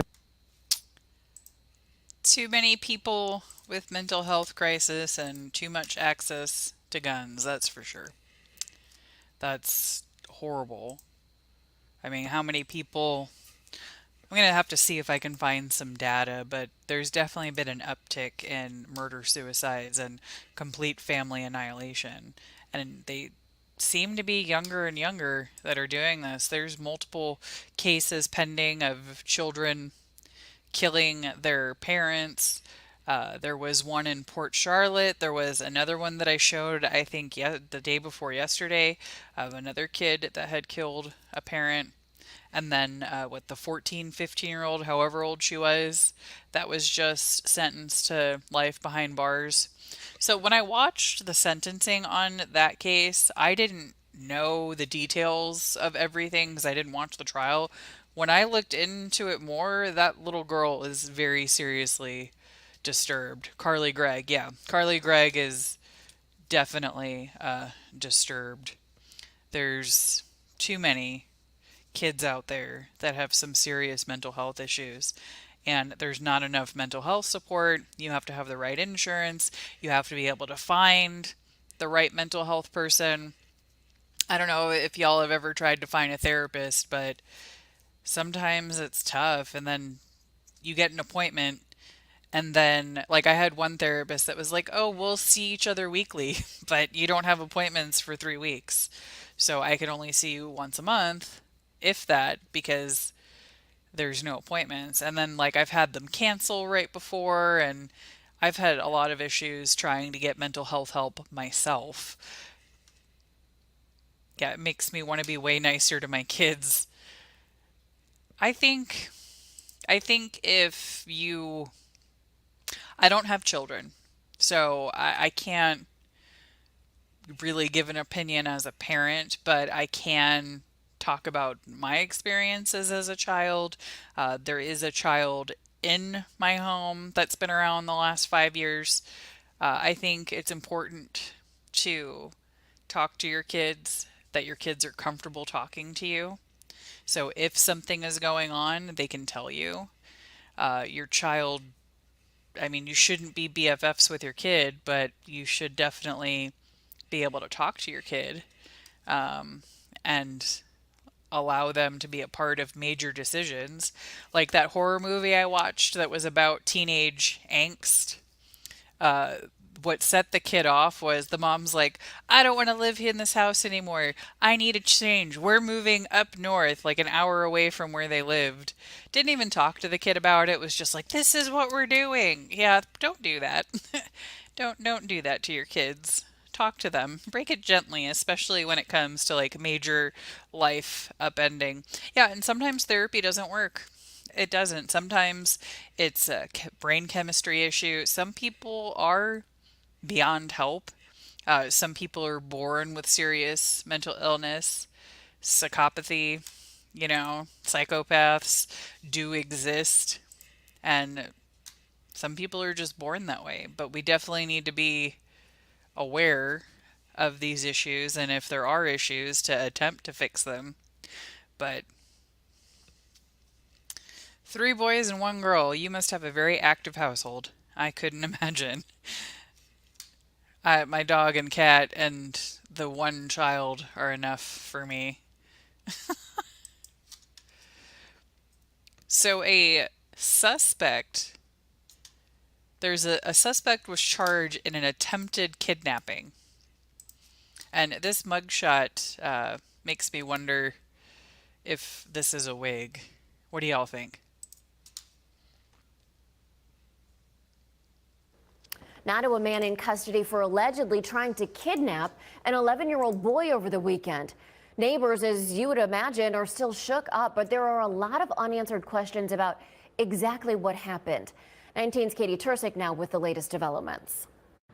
Alliance police tell us this was the second time that Joshua Freiermuth was arrested over the weekend. He was arrested on Friday for possession of methamphetamine, but was then released from jail. We have probable cause to believe that an incident did take place. We're still investigating it. We are still looking into the circumstances, if he has an alibi. Joshua Freiermuth was arrested Sunday evening after he allegedly attempted to kidnap an 11-year-old boy in Alliance. Yeah, that's definitely a wig. That's like a Party City wig. But also smokes meth, so they don't make the best decisions. I'm sure kidnapping a child they thought was a good idea. Yeah, that's definitely a bad wig. Temu wig, maybe. I think I'm going to buy a wig off of Temu for Halloween, but hopefully it looks better than that. Yeah, that's not a very good mugshot. I'm surprised that they had him keep that on for the mugshot. Like, why would you leave the wig on for a mugshot?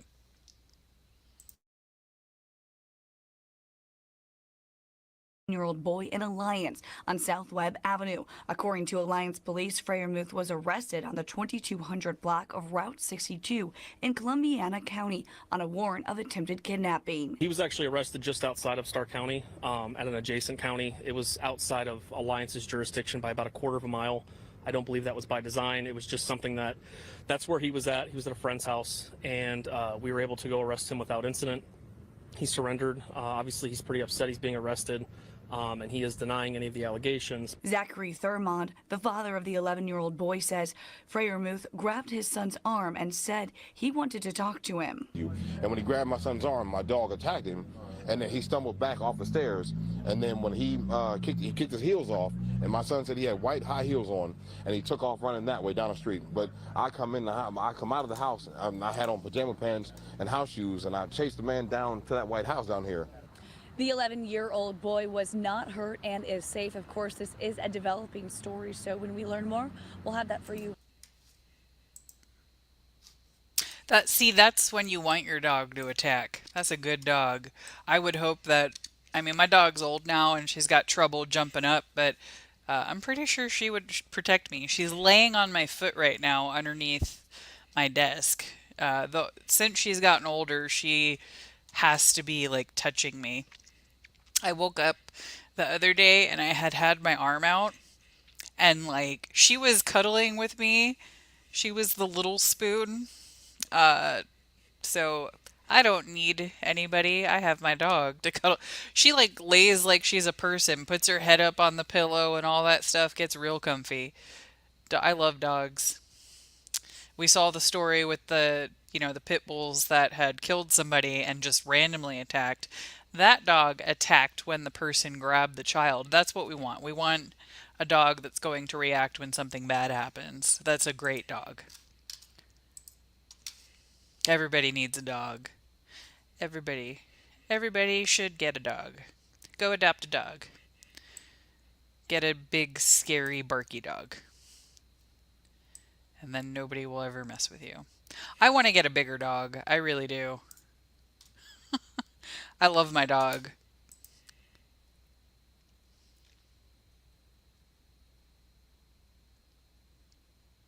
The picture that you posted, it looked like she was saying, "Come on, I'm not going up those stairs twice." Yeah, Michi, that's when I was staying with a friend of mine.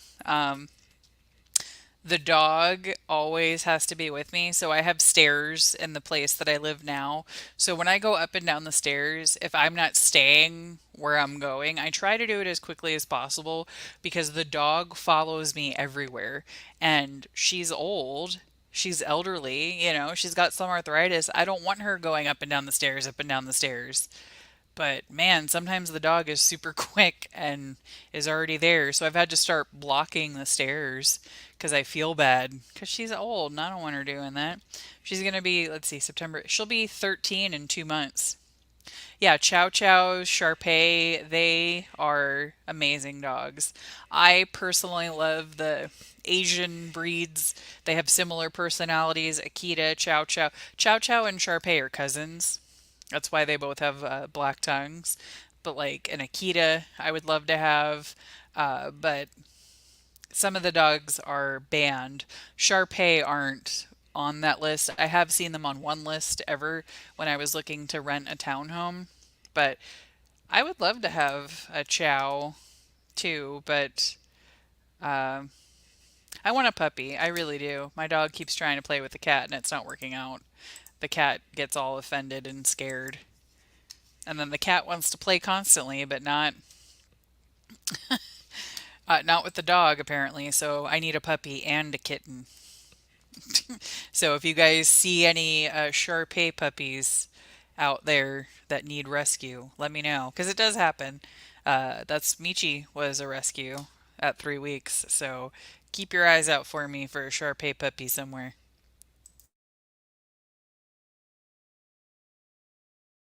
So the next story is a police informant was found dead. I'm assuming them being an informant, unfortunately, has something to do with it.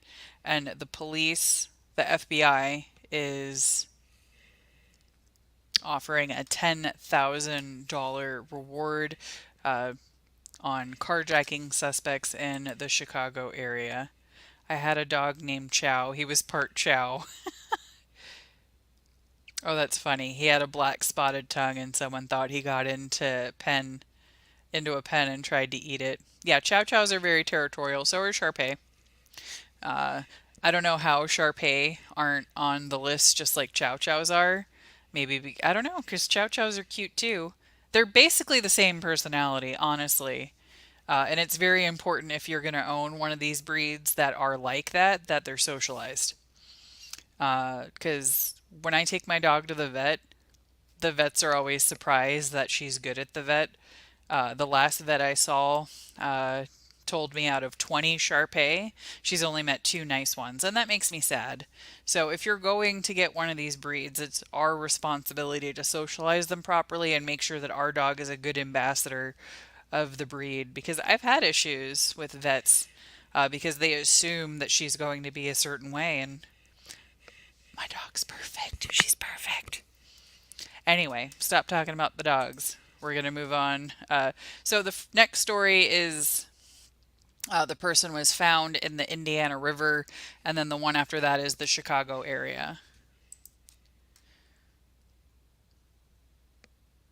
Indiana Task Force 1 has been activated by FEMA to respond as a search and rescue team to Florida. Consists of 80 people and in support of FEMA Region 4 ahead of the potential tropical storm Helene you just heard Tyler talking about. Why is this that part storm of the story? is expected to become a tropical cyclone this week. Of course, we'll keep tabs You should have on clipped this Task clip Force 1. sooner. Court documents claim 2 police informants were killed last week by a man police say is a local drug dealer. It all started last Friday when 2 bodies were found in a river in Fort Wayne. Fox 59's Eric Graves breaks down these court documents and their connections to a drug investigation in Richmond. Eric? Court documents say a Richmond Police Department informant was picked up at this apartment complex just a day before his body was found in a Fort Wayne river. Fort Wayne police say last Friday, volunteers cleaning up the St. Mary's River found 2 bodies inside of trash bags. The coroner identified the 2 people as Matthew Johnson and Christina Dixon, both reported missing out of Richmond earlier that week. Johnson was shot and stabbed, and Christina had been strangled. Court documents detail how multiple witnesses and the Richmond police helped connect this man, Dominique Washington, to the 2 victims. Richmond PD told Fort Wayne detectives Johnson and Dixon were both police informants in an investigation that led to a drug raid 2 weeks ago at a Richmond home where multiple narcotics were found. Court docs say Richmond police told detectives Dominique Washington went by Nico and was a known drug dealer with a connection to the raided house. Police used surveillance video and witness accounts to place Washington picking up Johnson at the Genesis apartment complex and then picking up Dixon from a Richmond home on Thursday. Monday night, Washington was arrested during a traffic stop as he tried to leave this home on Campbell Ave. Washington is now being held without bond, charged with murder and kidnapping in the deaths of both Johnson and Dixon. Dominique Washington's initial court hearing is set for Wednesday in Allen County Court. Reporting in Richmond, Eric Graves, Fox 59 News. The FBI is now offering a $10,000 reward for information leading to the arrest of 2 carjacking suspects. The FBI says Gary Llewellyn, who you see there, is wanted in connection with a violent carjacking that happened at 126 in Halstead back in April of 2023. He and his co-conspirators are accused of showing a gun and then taking a 2022 Dodge Challenger from someone. He goes by the names of Bird or Little Bird. The second person they're looking for, Javon Stingley, is wanted in connection with a carjacking in Dalton in February of 2023. He and others allegedly used a stolen vehicle to travel to Dalton to try and steal a Dodge Challenger there from someone.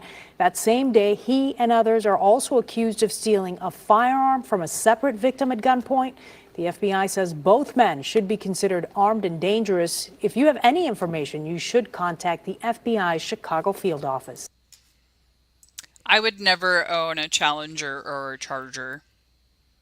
These cars are stolen so often, and I'm not going to risk getting carjacked. Excuse me, I wasn't ready for the next video. Oh my god, I hate it when they do this. If it lists anything about suicide, then they don't play the damn video and they put this, "You're not alone." Okay, it's a news story. I want to see the video. It's so annoying. Okay, let me see if I can get it to play. The following content. Yes, I understand. I wish to proceed. It doesn't even give me the option here. The other, if I put it in a different screen, it does. I hate you, YouTube. Like, you're so dumb. Like, it's a news story. Nobody's doing anything to themselves. Chill. Chill. So, a retired judge ended up taking his life while the FBI arrived to arrest him. Let me see. Where is it? Is it this one? Nope. This one? Okay, this one I can see it. This is like the 17th time it's done this, YouTube. Damn it, YouTube. County and former judge and district attorney under investigation for accepting bribes took his own life as the FBI moved in earlier today. At some point during the chaos, an FBI agent opened fire. Exactly why, now under investigation. Eyewitness News reporter Marcus Solis live in Campbell Hall with the very latest. Marcus.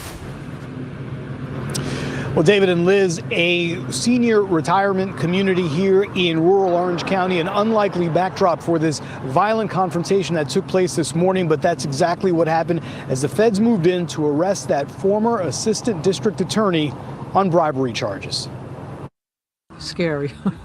Sad. And shocking, a violent end to a scandalous case. Stuart Rosenwasser, a former judge and assistant DA, is dead after an armed confrontation with FBI agents who went to his home to arrest him this morning. I was standing by the front door. My friend went outside the front door. They screamed at us to get in the house, get in the house. Sources say Rosenwasser pointed a gun at an agent who fired a shot. Rosenwasser then barricaded himself and it's believed fatally shot himself. A federal grand jury indicted the 72-year-old on bribery charges, accusing him of launching an investigation in 2022 when he was working in the district attorney's office to help a longtime associate. The man, known as Marty Soudani, accused his nephew of stealing nearly $2 million from him. In a text, Rosenwasser allegedly says, "I'm putting maximum effort into this. We will utilize all available assets." Court documents show copies of money orders and checks made out to the lawyer, and in another exchange, Rosenwasser allegedly wrote, "I will always protect you and help you." Rosenwasser abruptly resigned earlier this year. In a statement, his former boss said, "It's truly heartbreaking that it ended this way. My heartfelt condolences go out to his family." Well, all told, Rosenwasser is accused of taking $63,000 in bribes. The man who allegedly cut those checks also indicted. And we're live in Campbell Hall. Marcus. $63,000. Did you not think that you would be caught? I guess he figured death was better than prison. Former judge and district attorney.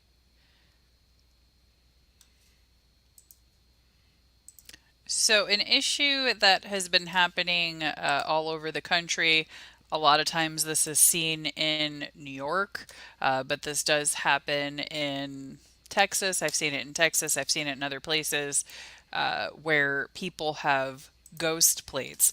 One of the issues that we were having in Texas was the temporary plates that people use when they buy a car. People were using fake ones. They were printing. There was even places that were selling the fake temp tags that got busted. So Texas had to completely change how they issue those tags. They actually changed how they look. So it's harder to make fake ones. We're going to find out what a ghost plate is. I'm going to show you all a story. But it's a huge issue because they're used in crime, obviously. So they're used in crime. They're used to not have to pay tolls and things like that. Tolls cost a lot of money in New York. One of my friends was telling me that if she wants to go to Manhattan, it's like $20 there and back or something crazy like that, where she lives. And, tolls are expensive. And when people were using the temp tags here, they were able to bypass having to pay for the tolls. So that's one of the reasons we have so many cops that are on the toll roads. You're more likely to see a cop on a toll road than you are anywhere else. But so we're going to learn about ghost plates. The chase is on. Cop cars fly through New York City's Midtown Tunnel, but the SUV they pull over is no ordinary vehicle. Cops say it's a ghost car with a temporary paper license plate that can't be traced. They say the man behind the wheel was using it to evade authorities after having his driving privileges suspended for the 7th time. And he's not the only one abusing temporary tags, according to authorities. From robberies to hit-and-run collisions to getaway cars across the country. Fake number, fake VIN number. So if I put this on a car, It's a ghost car. Streets Blog New York City journalist Gersh Kuntzman says these paper plates are supposed to be sold and used short term with the purchase of a new vehicle. But some dealers are making millions issuing them illegally to criminals. The craziest thing about people who drive around with temporary tags is some of them do commit crimes, heinous crimes. Police say the day these teens allegedly shot and killed Nick Elizalde at a high school football game, they used ghost tags on their getaway car. There were over 60 shots, and I just couldn't get to him in time. Nick's mother, Meredith, was there when the shots rang out. She says she ran so hard she tore her hamstring trying to reach him. My leg kept giving out, and I couldn't get up there fast enough. I ran up and laid down next to him. I knew he was gone, but I got to hold him till we got to the hospital. He's still making a difference. I'm not romanticizing him in his death. He's always in a good mood. He's always smiling. He's always laughing. He's just light and kindness. With the help of surveillance footage, police were able to identify the suspects who now await trial. Those kids who shot him, who didn't even know him. Now Meredith is fighting for change. I keep Nick alive here by fighting. It blows my mind that children can go out and kill someone. They shouldn't know how to get guns. They shouldn't know about temporary tags. So where do some ghost plates come from? Hi, I'd like to talk to somebody about buying a car. We visited this barbed wire protected facility in southern New Jersey, where a sign outside displays the names of hundreds of dealerships supposedly located here. The only problem? For a dealership, you would think you would have some cars in the parking lot. There were hardly any cars in sight. Are you the landlord? Yeah, we're the landlord. How many companies are here? About 615. 615 auto dealerships are yeah. here. But then where are the cars? Yeah, there's a lot in the back. Let's just see about that. We put up our drone to check back there too.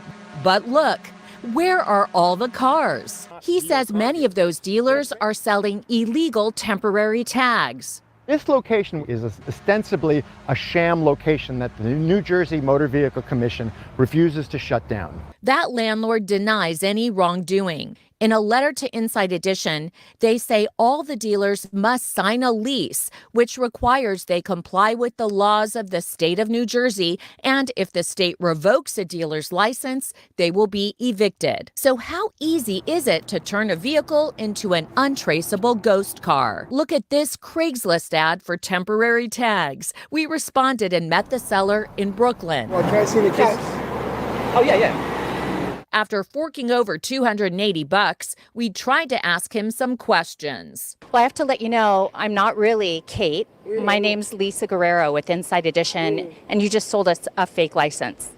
Wonderful, okay. You know that's illegal, right? I don't know anything. But he just played dumb. Dangerous criminals could use those. The pain is too much to bear. We shouldn't have to be dealing with ridiculous loopholes that are a slap in the face on top of it. Yep. The fact that our leadership just allows these things to continue, it's maddening.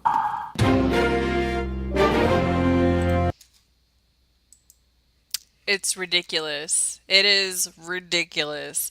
And this has been a huge issue in Texas. It's been an issue all over the country. And all of this is connected to crime. So this, absolutely, they need to throw the book. This isn't violent crime, and typically the system has been lax on those that aren't connected to violent crime, but this is directly connected to violent crime. I think that if you are involved in selling this stuff, you should also be charged. If somebody went and murdered somebody with your ghost plate, you should be charged. Well, Linda, that's what I'm here for. I am here to let y'all know about stuff that's happening all over. I tell y'all about all the scams. All the scams to protect yourself and keep an eye out. So I'm like I hate being around cars with temp tags. Like I'm extra careful around temp tag cars because I don't know if it's a legitimate temp tag. They could hit my car and get away with it or whatever. Inside Edition, yeah, they're funny. She's like, just kidding. I'm not this Kate. Here is my big ass microphone. Like, where did that come from? I want to see if she pulled it out of her pocket, like someone just handed it to her. Here you go. Inside edition. Big mic. But yeah, the mother I feel horrible for. I feel absolutely horrible for that mother. But I am glad to see her speaking out and being a spokesperson for her son. It's not easy to sit in front of a camera and say those things and talk about what happened. That was a very traumatic event in her life, but she is trying to spark change because of it. So, another crime against children. I'm sorry, guys.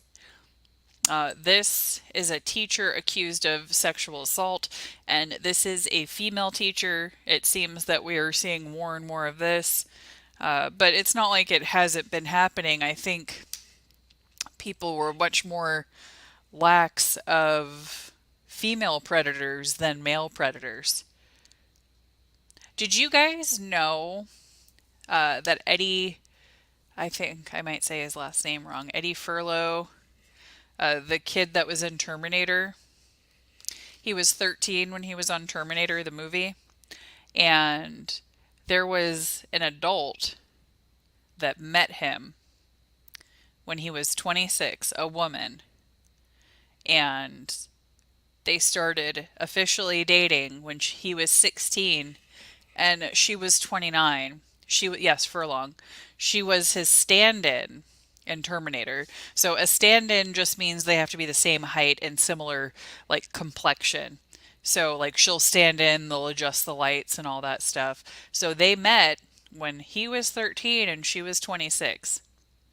And then they started dating publicly when he was 16 and she was 29.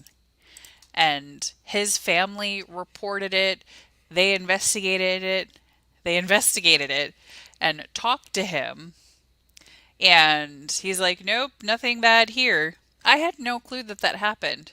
And you want to know what she is right now to this day? What she's doing for her career?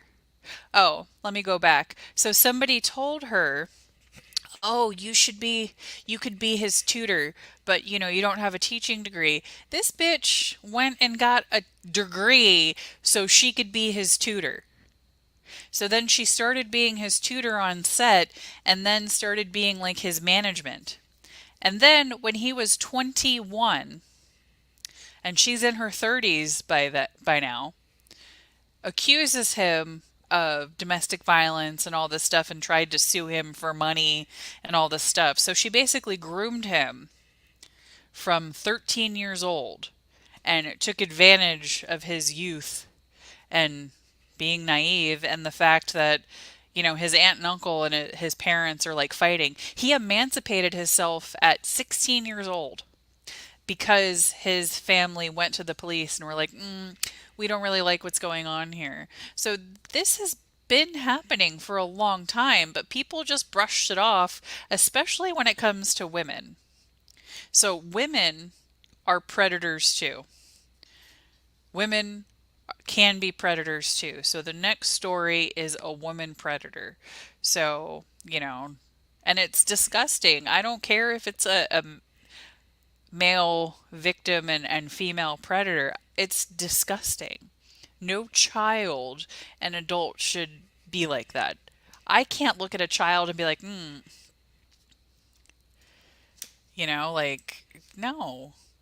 And if you Google it, look it up, you see how young he looks.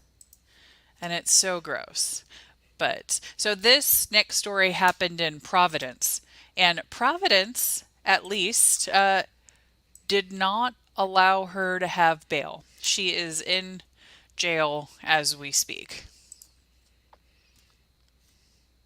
The classroom to the courtroom. A Providence school teacher is behind bars tonight, accused of a disturbing crime involving a former student. Good evening. I'm Patrice Wood. I'm Gene Valicenti. Allegations that have shaken other teachers and students alike. NBC 10's Gabrielle Caracciolo was in court. Follows up at 6 o'clock tonight. Gabrielle? An 8th grade science teacher here at Nathaniel Green Middle School is facing rape and child porn allegations. And today, a judge ordered he be held without bail. And he is just one of a few teachers in the district who have faced some disturbing charges over the past few years. I'm surprised. I'm very surprised and disappointed. Wow. Joseph Gannon teaches 8th grade science at Nathaniel Green Middle School. That's where he was arrested Friday. Appearing before a judge today, he's now facing one charge of first-degree sexual assault and a charge of producing or transferring child pornography. According to court documents, he allegedly raped a student between August of 2019 and April of 2020. The victim is now an adult who recently came forward to Providence Police. It's definitely a concern to us that we had a teacher there, but I'll tell you that I got to commend the work of the detectives and the Special Victims Unit that they were able to act on this quickly and take somebody into custody. Gannon isn't the first teacher in the district to face disturbing allegations. In May, former gym teacher James Duffy was found guilty of 1 count of second-degree child molestation and 4 counts of simple assault. Former administrator Olienka Alege was sentenced to probation in January on a simple battery charge for touching a boy's foot. Last year, middle school teacher Joseph Teno was arrested on child molestation charges, and charter school teacher Francis Castillo on multiple charges of sexual assault. Both have pled not guilty. That's disappointing. I'm disappointed because we trust these teachers with our kids. Gannon did not enter a plea in court today. He's being held without bail in order to have no contact with the alleged victim. The district says he's been placed on leave pending an investigation. Placed on leave, hopefully leave without pay. And there is a story coming out of New York. So there's a couple stories. I have another teacher in Texas that broke a kindergartner's fingers, and then a 13-year-old boy that was attacked and raped in the Bronx. So just warning you guys, the next 2 stories also have to do with children.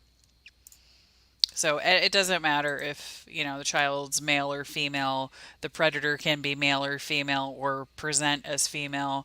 We saw the kidnapper with their wig, and apparently they wore heels too. So I don't know if they were presenting as a woman or they do that every day.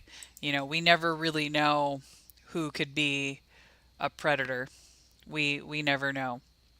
So it's really important to have conversations with the kids and, let them know, hey, teachers, police are authority figures, but they can't cross this line.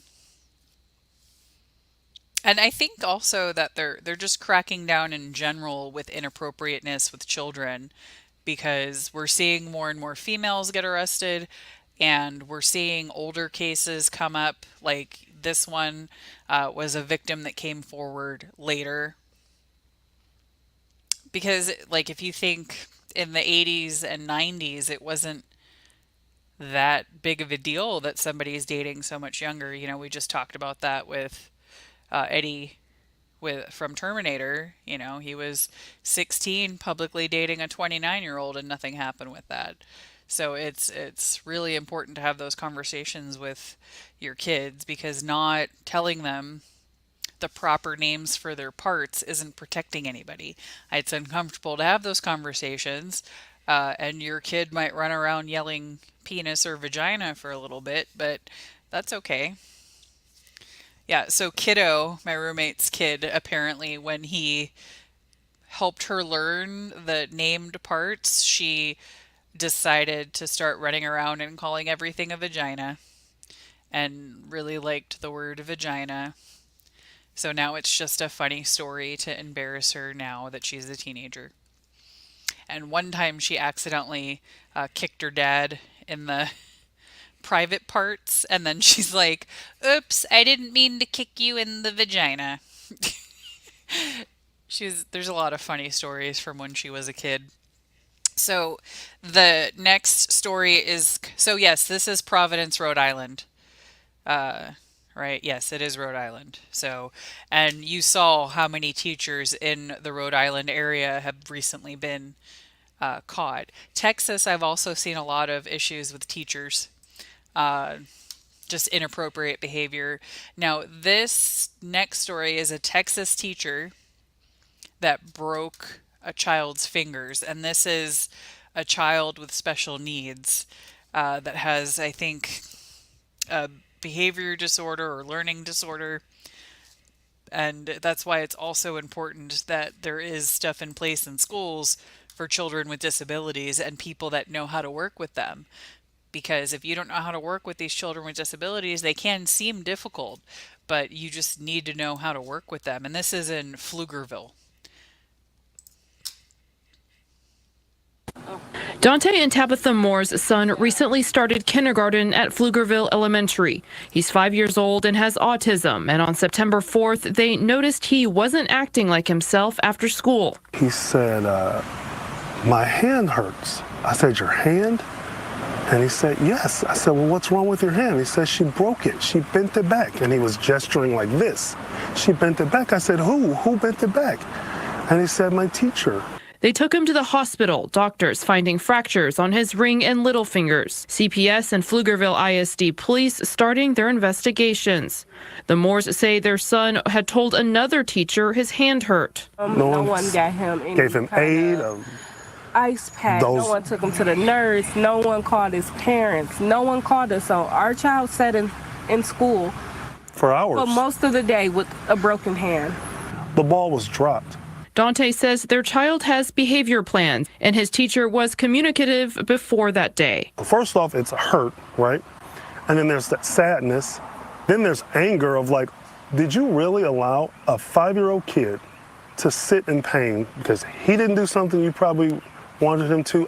We still don't really know the full reason. He says in meetings, the teacher claimed self-defense. What I hear, self-defense.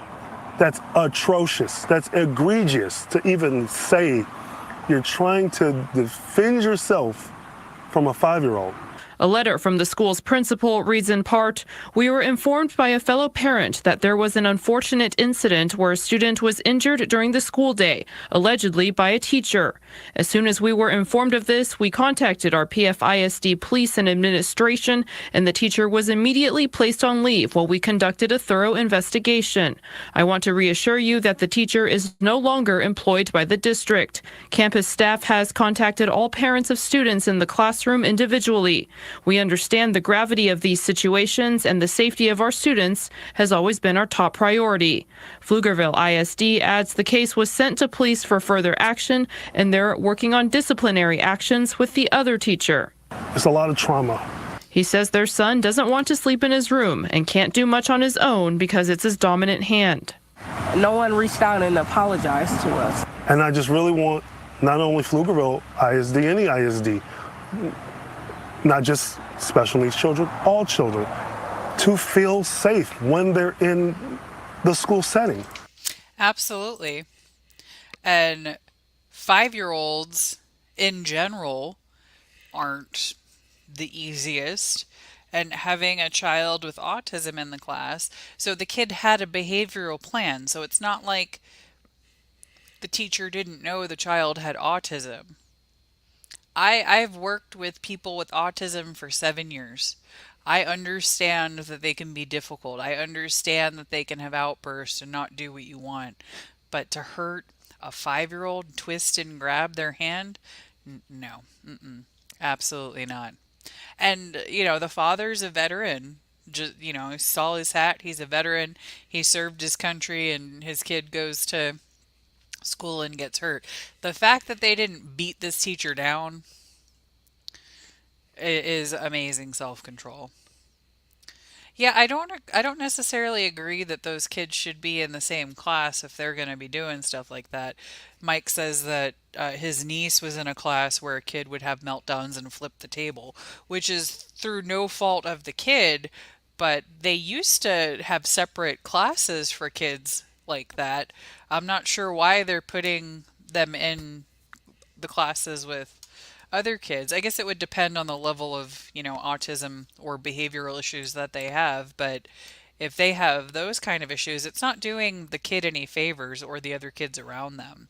And they need to be in a class with somebody that has proper training and disabilities and what to do, because clearly that teacher didn't have the right training or patience to deal with. Now, the next story is coming out of the Bronx, and I'm pretty sure this is the last story with children. I apologize that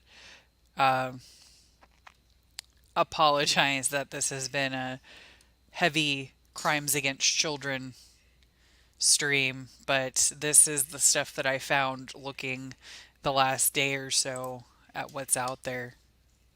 So this is a 13-year-old boy that was raped in the Bronx. And we have to, we were discussing that boys can be victims too. And boys can be victims with anything: domestic violence, rape, predator teachers. And a lot of times we only focus on women and girls. So we have to remember that, boys and men can also be victims. And in this case, sadly, a little boy was. Police looking for a man who allegedly raped a 13-year-old in a stairwell in the Bronx last night. Happened in a public housing apartment building in the Soundview section. Alice Gaynor covers courts and public safety, and she spoke with residents who complain about easy access to the building and other issues. NYPD officers could be seen in and around Justice Sonia Sotomayor houses at 1775 Bruckner Boulevard Thursday. Police say Wednesday night around 11:45, a 13-year-old boy was grabbed by a man he didn't know, who allegedly pulled him into the stairwell, held his hand over his mouth, then allegedly raped him and stole his cell phone. Just, sad. Residents at the NYCHA building and others who visit loved ones here frequently complain about security. These buildings should have cameras already, and I don't know why we don't. Some did not want to show their face out of fear. These doors, they're not locked. Anybody can come in here. They need more security here and cameras, but they're not locking them. They do the bare minimum. This woman says they got a knock shortly after the alleged attack. Cops knocked on the door, and it was very surprising. The teen told police he was out of his apartment because he was doing a chore. The fact that he was going to empty the trash, and in order for him to go empty the trash, he has to leave the building. Every floor has a trash chute, but they're currently unusable. You go to every floor, they lock. When asked about residents' concerns, NYCHA said in a statement, quote, "Resident safety is a priority for NYCHA. We are investigating and addressing these concerns. We do not know if the suspect lives in the building or not. The NYPD says the person they're looking for is described as a black man, 30 to 40 years old, with a bald head and a beard, about 5 foot 10 inches thin, wearing black jeans and a gray tank top." The 13-year-old was taken to a local hospital in stable condition. If you know anything, give police a call. In the Soundview section of the Bronx, Alice Gaynor. Yeah, and so that's public housing. So who's in charge of that building? Why doesn't, Christ, a trash chute doesn't work? They shouldn't have to walk all the way outside the building and throw it in some pile. The doors don't lock in the city, and there's no cameras. That's ridiculous. When I had the apartment that I moved from, the reason I picked that building was because it had code and the doors were secure, but some assholes kept propping open the door and sticking stuff in the lock. The whole reason I moved there was for security. Y'all don't want security? You don't even have to have a key. You have to go to one of the doors and put a fucking code in. It's not that difficult. They just didn't want to walk around to that door. That shit really pissed me off. And we had cameras in the downstairs, but I found out that they didn't work. And why they weren't recording, I don't know, because I saw, when the door was open to the elevator, I had seen that there was a monitor, and you could see what the cameras were seeing on the monitor. So the cameras physically worked. They just weren't recording. Why? I don't know. And it really pissed me off because we had somebody that was walking their dog and letting their dog roam around and shitting and pissing all over the building. And we would have caught them had we had fucking cameras recording and shit like that. Somebody broke into the mailboxes. Somebody was stealing packages. And these were issues that I kept bringing up. And I was getting really pissed, and they were smart enough to not walk by my apartment because I had a camera. But then I had caught a kid like putting a package like weirdly and walking weird with the dog, so I knew he was stealing packages. But yeah, I'm so glad I live in a house now, but not everybody has that ability. And it looks like Tash says that they're under investigation. If people are getting public housing and they're in poverty, they shouldn't have to worry about being like at least have their building doors lock. It looks like they have a code outside the door. So why doesn't that work? And a trash chute, how hard is it to fix a trash chute? I've been watching the show Nightmare Tenants and Slum Lords or something. I can't remember what it's called, but it's in the UK, and it seems like the UK has a much better system. I don't know. I'm just watching it on TV. Someone that lives in the UK tell me. It seems like they have a much better system than what the US has for people that need housing and people like the systems that follow up on it, and like the bailiff system, and like having them come help kick people out that aren't paying rent and stuff like that. But yeah, that's unacceptable. And watch, something is going to happen now, but only because that kid got hurt. There was no reason for that. I'm getting all upset this morning. I'm sure my blood pressure's higher than it should be right now. Well, I have some I have some animal stories to end with when we're done to kind of help with all these horrible stories today. But we have some more other stories first. So there's a new lawsuit. Isn't the state or government responsible? Yes, it is. NYC, the New York City Housing Authority, that's the government, that's the state. Absolutely. And, well, New York, I feel like all cities are just a clusterfuck right now. New York has a lot going on. New York City mayor's been raided by FBI. All the people around him have been stepping down. His phone was taken. Like, I'm sure that New York City is doing a lot of things that they shouldn't do, or not doing things that they should do. So a new Diddy accuser has filed a lawsuit claiming that she was raped in 2001 by Diddy. Now at 1, a new accuser is speaking out against disgraced music mogul Sean Diddy Combs, claiming he raped her more than 20 years ago at a recording studio in New York City. Good afternoon. This is the KTLA 5 News at 1. I'm Glenn Walker. And I'm Lou Parker. The latest accuser held a news conference today after filing a lawsuit against Diddy. KTLA 5 Samantha Cortese live now in Carthay with the details. Samantha? Glenn and Lou, as Sean Diddy Combs sits in a jail cell in New York City, yet another woman has come forward with heinous allegations of rape and sexual assault. And she says it's all on videotape being passed around and possibly sold. The allegations are awful, and the alleged victim was deeply emotional and upset today here in Carthay, where she sat next to her lawyer, her attorney, Gloria Allred. Today, Talia Graves spoke publicly for the first time about the aftermath of allegedly being raped in a Bad Boy Records studio in New York City. This was in 2001. Her attorney by her side, Graves filed a lawsuit in the New York Southern District. That lawsuit states the following. She was 25 years old, dating one of Combs' employees. Combs asked her to come into the studio with him and his security guard, Joseph Sherman. In the lawsuit, Graves states she remembers having a drink before she lost consciousness. And this is a trigger warning regarding sexual assault. Graves said when she woke up, she was tied up and being raped by the two men, Combs and his security guard, forced to perform sex acts that are too graphic to share. Graves explains the turmoil she says she had suffered since that night. The internal pain after being sexually assaulted has been incredibly deep and hard to put into words. It goes beyond just physical harm caused by and during the assault.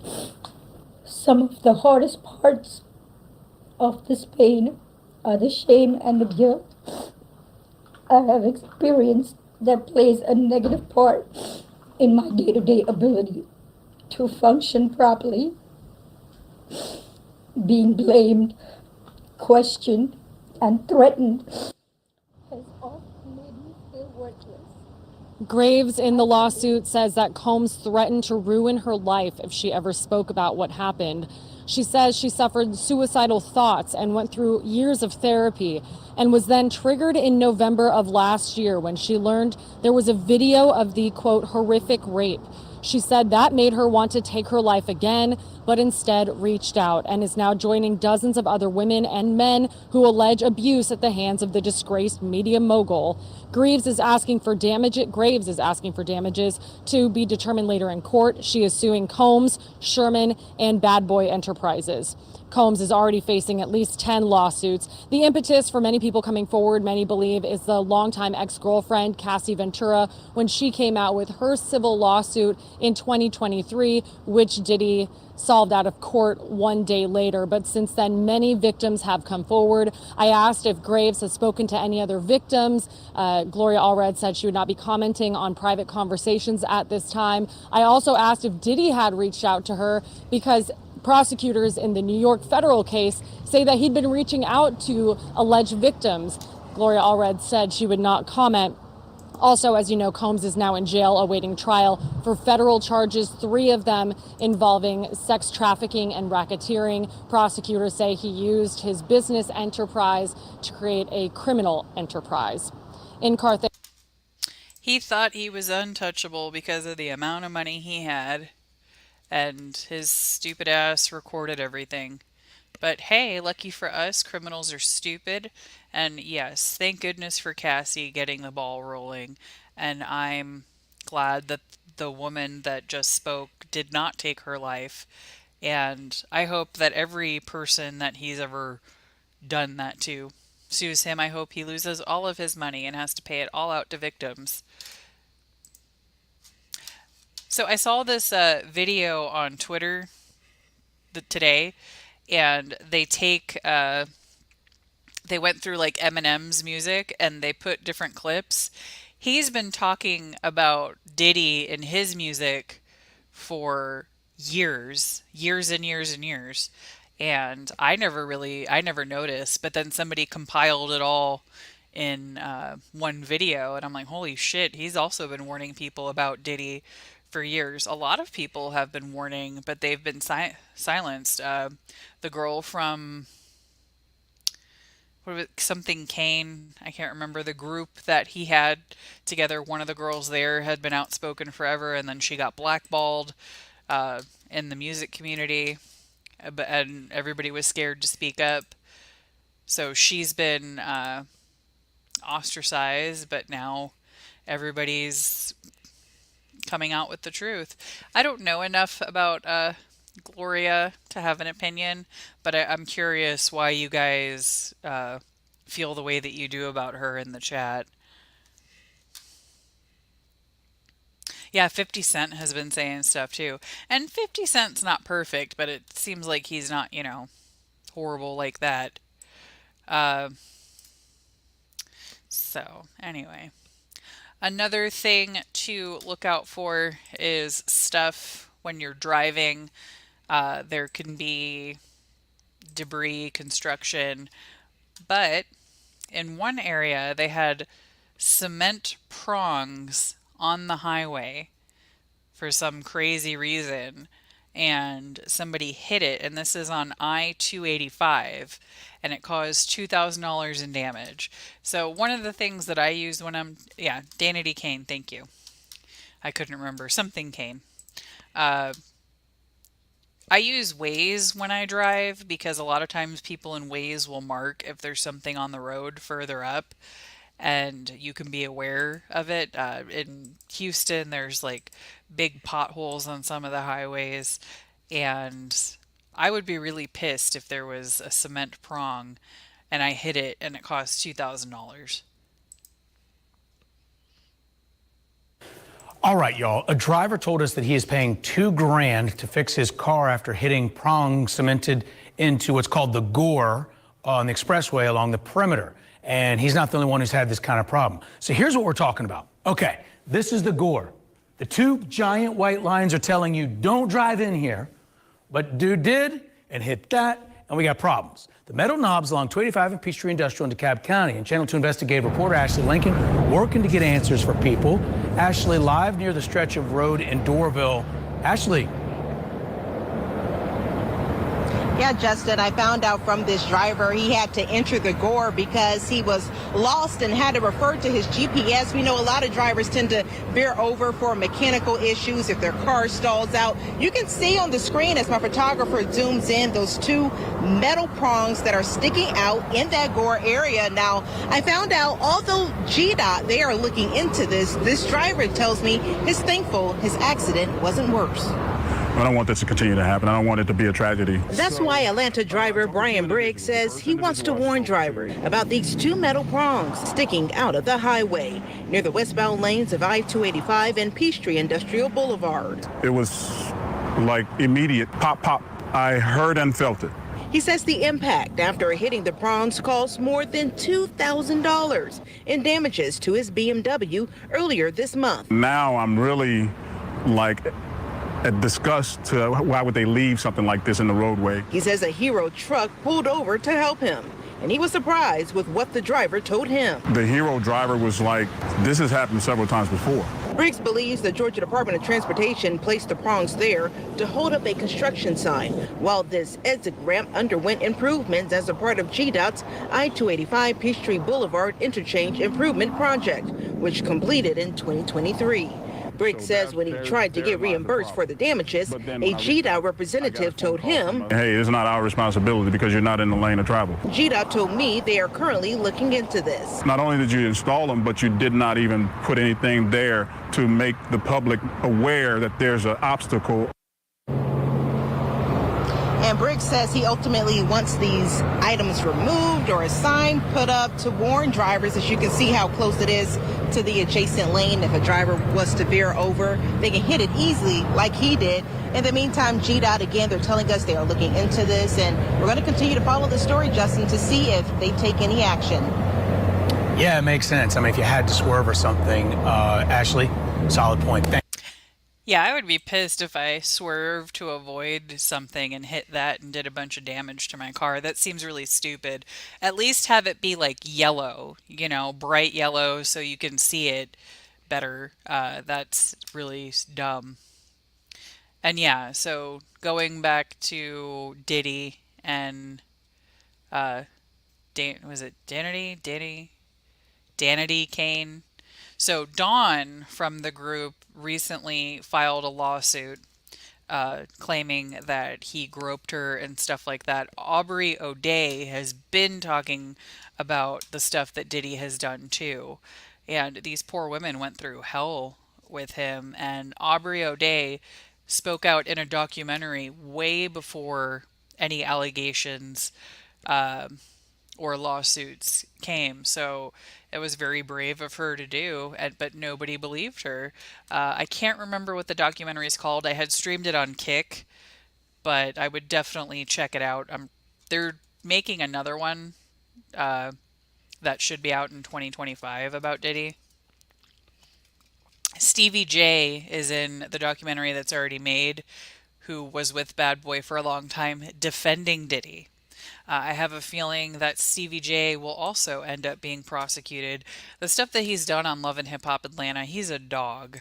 He's just not a good person, and I could see him doing some really horrible things too. I can't believe Faith Evans married him for a few years, especially after seeing what he did on Love and Hip Hop Atlanta.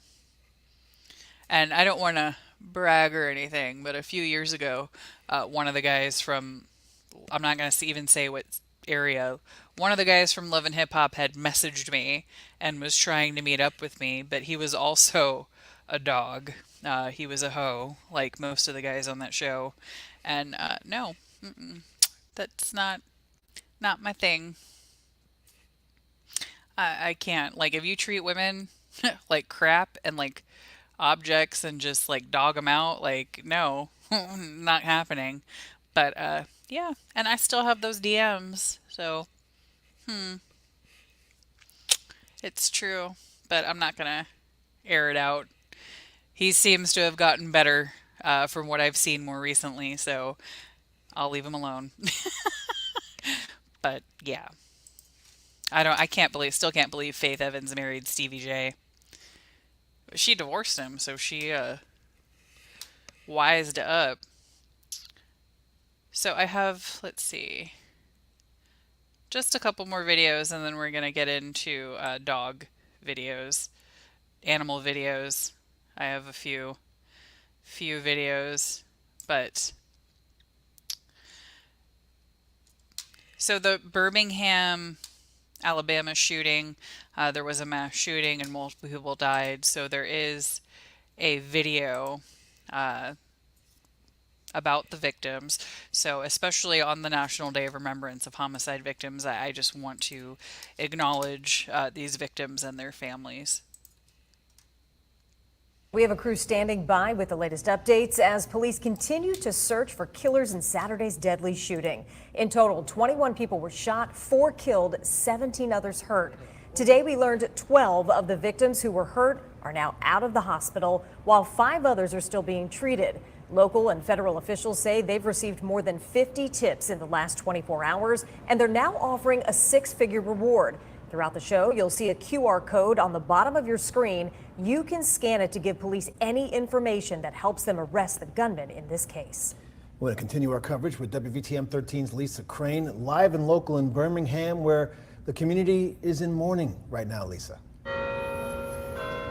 Yeah, you know, there is an area right behind me in front of the Hush Hookah and Cigar Lounge here where folks have been coming to pay their respects. They're dropping off mementos for the victims. It's kind of difficult to see from this perspective, so take a look at some video we shot just a few moments ago of the flowers, the cards, the balloons, all the stuffed animals that have been dropped off here. Many of the people coming to pay their respects didn't know any of the victims, but they say they are touched by the gravity of 21 people being shot here. Now you are taking a look at the victims killed in that shooting. They are Taj Booker, Carlos McCain, Anitra Hulliman, and Roderick Patterson Jr. And we spoke with Taj Booker's aunt today. Her only son, Taj's cousin, Rodarius Everson, was with Taj in that line Saturday night. He was also shot. He is in the ICU right now, but his mom says she believes he will survive a very difficult time for that family. Now, WVTM 13's John Papke is following the investigation into this case. He's at the South Precinct right now, where officers were actually dispatched from. And John, is the public helping solve this case? Well, Lisa, even before this morning's press conference with the mayor, the police chief, and the FBI, the Crime Stoppers branch locally had already received at least 50 tips from the community, and that was before a huge historic announcement that actually provided an increased incentive for more people to step up. Now, the investigators in this case are recruiting the public's help to actually bring the shooter or shooters to justice. 21 total victims, 4 died, 4 more suffered life-threatening gunshot wounds like we mentioned. Today, police confirmed that a dozen of those victims have been released from the hospital. As of this morning, no suspects were in custody, but Crime Stoppers has announced a $50,000 reward. You heard that right. It's its largest ever, which goes to anyone with information which leads to an arrest. On top of that, the FBI is willing to match that amount for a tip which puts the shooter in prison. Birmingham's top FBI agent hopes those with a key to the case will pick up the phone.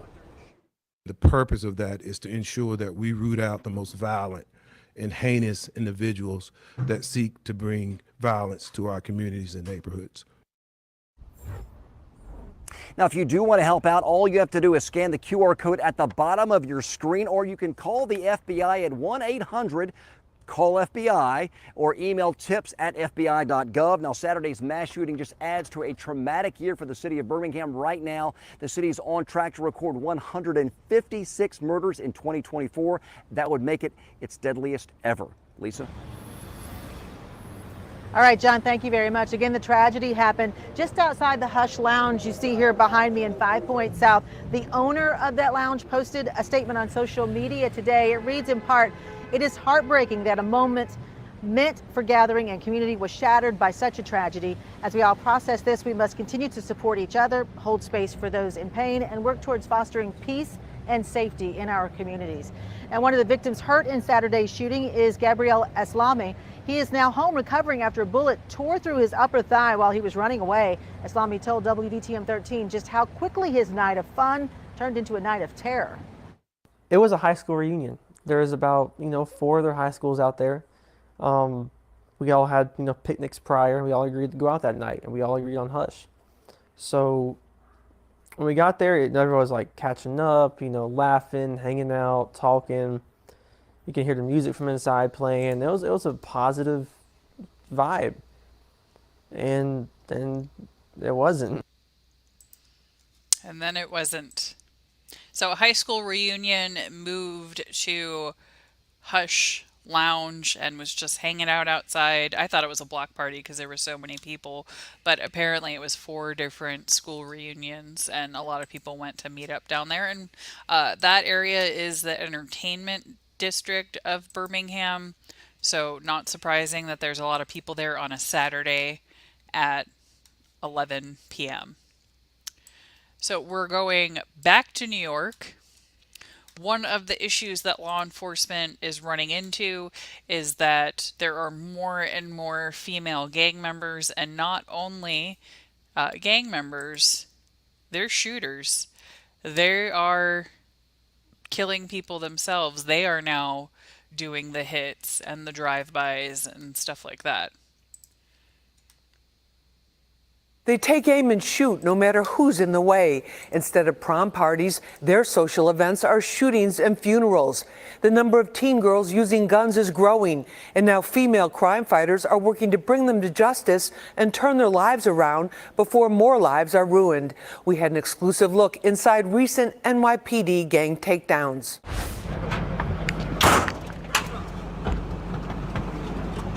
19-year-old Brianna Portalatin, 8 months pregnant, was among other suspects brought out from a sort of criminal commune in a Bronx apartment. She was in handcuffs again. Police say it's her 3rd gun arrest. What's going on here? I love you, babe. The expectant mom with a rap sheet is allegedly one of 20 members of the notorious Slaughtery gang, indicted in 14 shootings in the Fordham section of the Bronx. In our exclusive look inside the NYPD takedown, we learned she's not the only female alleged trigger puller. There's also a 15-year-old girl, shown here in silhouette, taking aim and firing. Then there's one of the gang's leaders, 19-year-old Nadine Asamoah, known as drill rapper Nay Benz. Investigators say she was one of the leaders. We're racing to the precinct right now because so far this morning the detectives have captured 8 subjects wanted in this case. Nay Benz, police say you're a trigger puller. Police say you're a trigger puller. Is that true? What? Police say you're a trigger puller. We saw three case members, which we've never had before, arrested. When you look at those 3 case members, total 5 trigger pulling incidents and 6 gun arrests amongst those 3 females. So we're seeing the violence, it's increasing, and it's concerning. Female detectives are playing more prominent roles in the Gun Violence Suppression Division cases. Detective Lena Alexander and Detective Aaron Curry made history in May as the first female team to lead a gang takedown. For them, it's about having an impact on those they arrest and restoring safety to the community. I was born and raised in East New York, Brooklyn, and it's very near and dear to my heart, and I just wanted to make a difference and making the streets hopefully a little bit safer. Trailblazing Bronx DA Darcel Clark says there are many reasons why they're seeing girls get seduced by the gang lifestyle.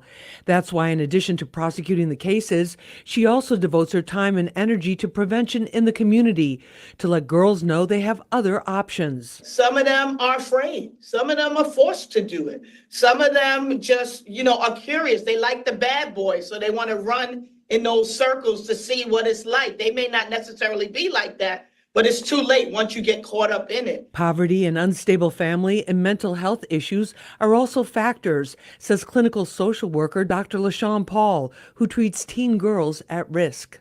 I personally don't believe that there's any specific diagnosis or things that you can look for, right? I think that the sooner that we get intervention for these girls, the better, before they become the lead, before they become the shooter. There's so much more to this. I hope you'll join us for the next episode of Street Soldiers Friday night at our new time slot, 6:30, right here on Fox 5. Yeah, that's terrifying. And the poor baby that's not even born yet. Yeah, so for those of you that don't know, drill rap started in Chicago. It was really only Chicago, and then it started in the south side of Chicago. So there's hip hop, but there's so many different types of hip hop.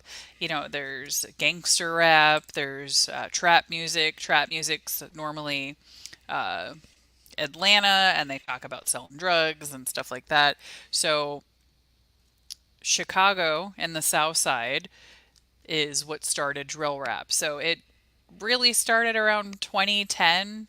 If you look up Chief Keef, Little Reese, Little Durk, Rondo Number 9, King Louie, these are some of the more well-known rappers. King Von is dead. FBG Duck all is dead. Little Durk moved away from Chicago. He lives in Los Angeles now. So it has a dark sound to it, and it's really heavy in bass. So if you Google it, if you look up like King Louie or Chief Keef, that song that says shit they don't like, that Kanye was on that song, that's a drill song, if that gives you an idea. So typically it's connected to gangs and discussing. So in the music, they'll talk shit to each other. They say some really messed up stuff. They kill someone, and then they'll talk shit to the people's loved ones and family members, and then there's retaliation, and it's just this never-ending cycle of. It's kind of like what was happening in LA in the 90s, and that's what's happening in Chicago, and now it's gotten into New York. So other areas, New York's putting their own spin on drill rap, but there's been beef between New York and Chicago rappers. I don't know if you guys remember Tekashi 6ix9ine, the guy with the rainbow hair. He was starting to try to start shit with the Chicago rappers, and yeah, because these guys, it's not like, some of these rappers that come out and they're not really about that life and they just rap about it. Most of these drill rappers are gang members. They're serious and they will kill you. They'll kill each other over stupid shit. So I'm not going to talk derogatory about any drill rapper, but yeah, that's your lesson in hip hop for today. And yeah, look up Vice. Vice does really good investigations. Let me look up the Vice drill rap.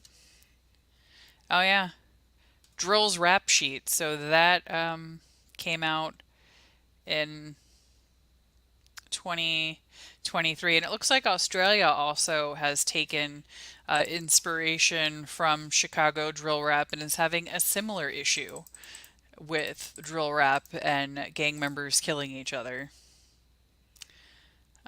Here we go. I'm going to put the link in so you guys can have an idea of what I'm talking about. So there's a link to the Vice video. You might be able to find it on YouTube, but that's what I found on their website.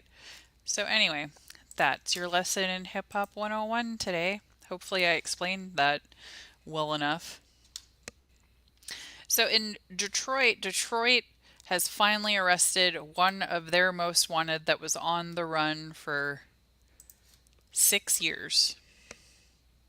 And he was arrested in Seattle. Not surprising. Hey Randall, can you step on out of the car for me? Got any weapons on you or anything? No. I'm on the other car. There you go. Can you turn around and put your hands on the car for me? You're under arrest.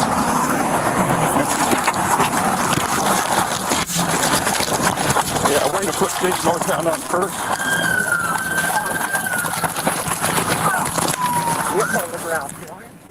A convicted sex offender on the run since 2018 for crimes in Michigan is tracked down and arrested in Burien. Now detectives want you to take a good look at his face because he's been living here the whole time using fake names. Good evening and thank you for joining us for the news at 10. I'm Sabir Rayford. And I'm David Rose. His real name is Corey Olson. And as it turns out, he was labeled Detroit's most wanted after he disappeared in 2018. SeaTac police say there is a serious concern that Olson may have more vulnerable victims here in crimes that have gone unreported. I love the Find Me puzzle. When King County Sheriff's Detective Riley Michaelbus started working to locate a man accused of identity theft, he realized he might be onto something bigger. After about a week of looking through 10 plus addresses, years of records, I couldn't figure out who this guy was. And that was a hint, because usually I can figure it out. He had a few pieces to the puzzle, including photos of the suspect, who was working temp jobs under the name Randall. The real Randall works at McDonald's in Kansas. Kansas reached out and said, hey, there's this guy working with our victim's social security number up in Washington. And every year the feds are sending him like a tax bill. Every year the feds are sending him a tax bill. You're working in Washington, why aren't you paying taxes on it? And the poor victim in Kansas was like, I've never even been to Washington.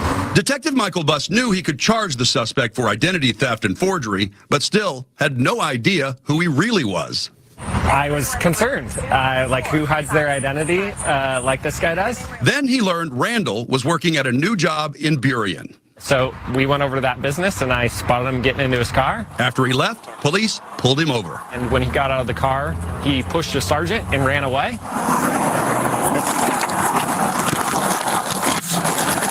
He actually made it pretty far.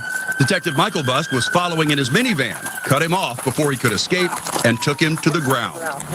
Okay, now that we've all calmed down, chill, okay? We're gonna get through this, all right? I can't believe I made it that far. No, well done. Good job. Fingerprints identified Randall as Corey Allen Olson. What did he say? He wouldn't give it up. That's when Detective Michaelbus Googled him and discovered he'd caught Detroit's Most Wanted.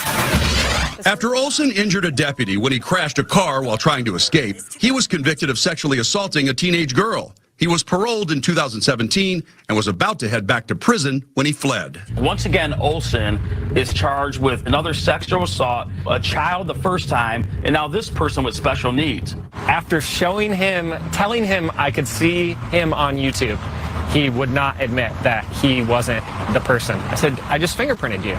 There's no way that you're not this person, and he just wouldn't give it up. This is State of Washington versus Corey Olson. At his arraignment for identity theft, criminal impersonation, and multiple counts of forgery, Olson's attorney fought to keep us from showing the defendant's face. There are multiple names and identities that are at issue in this case. So, Your Honor, to protect Mr. Olson's right to a fair trial, his due process rights, and the potential availability of defenses on the basis of identity, we are asking that the court only allow the ID report from the next day. Judge Andrea Robertson granted his motion, but detectives want you to see his face.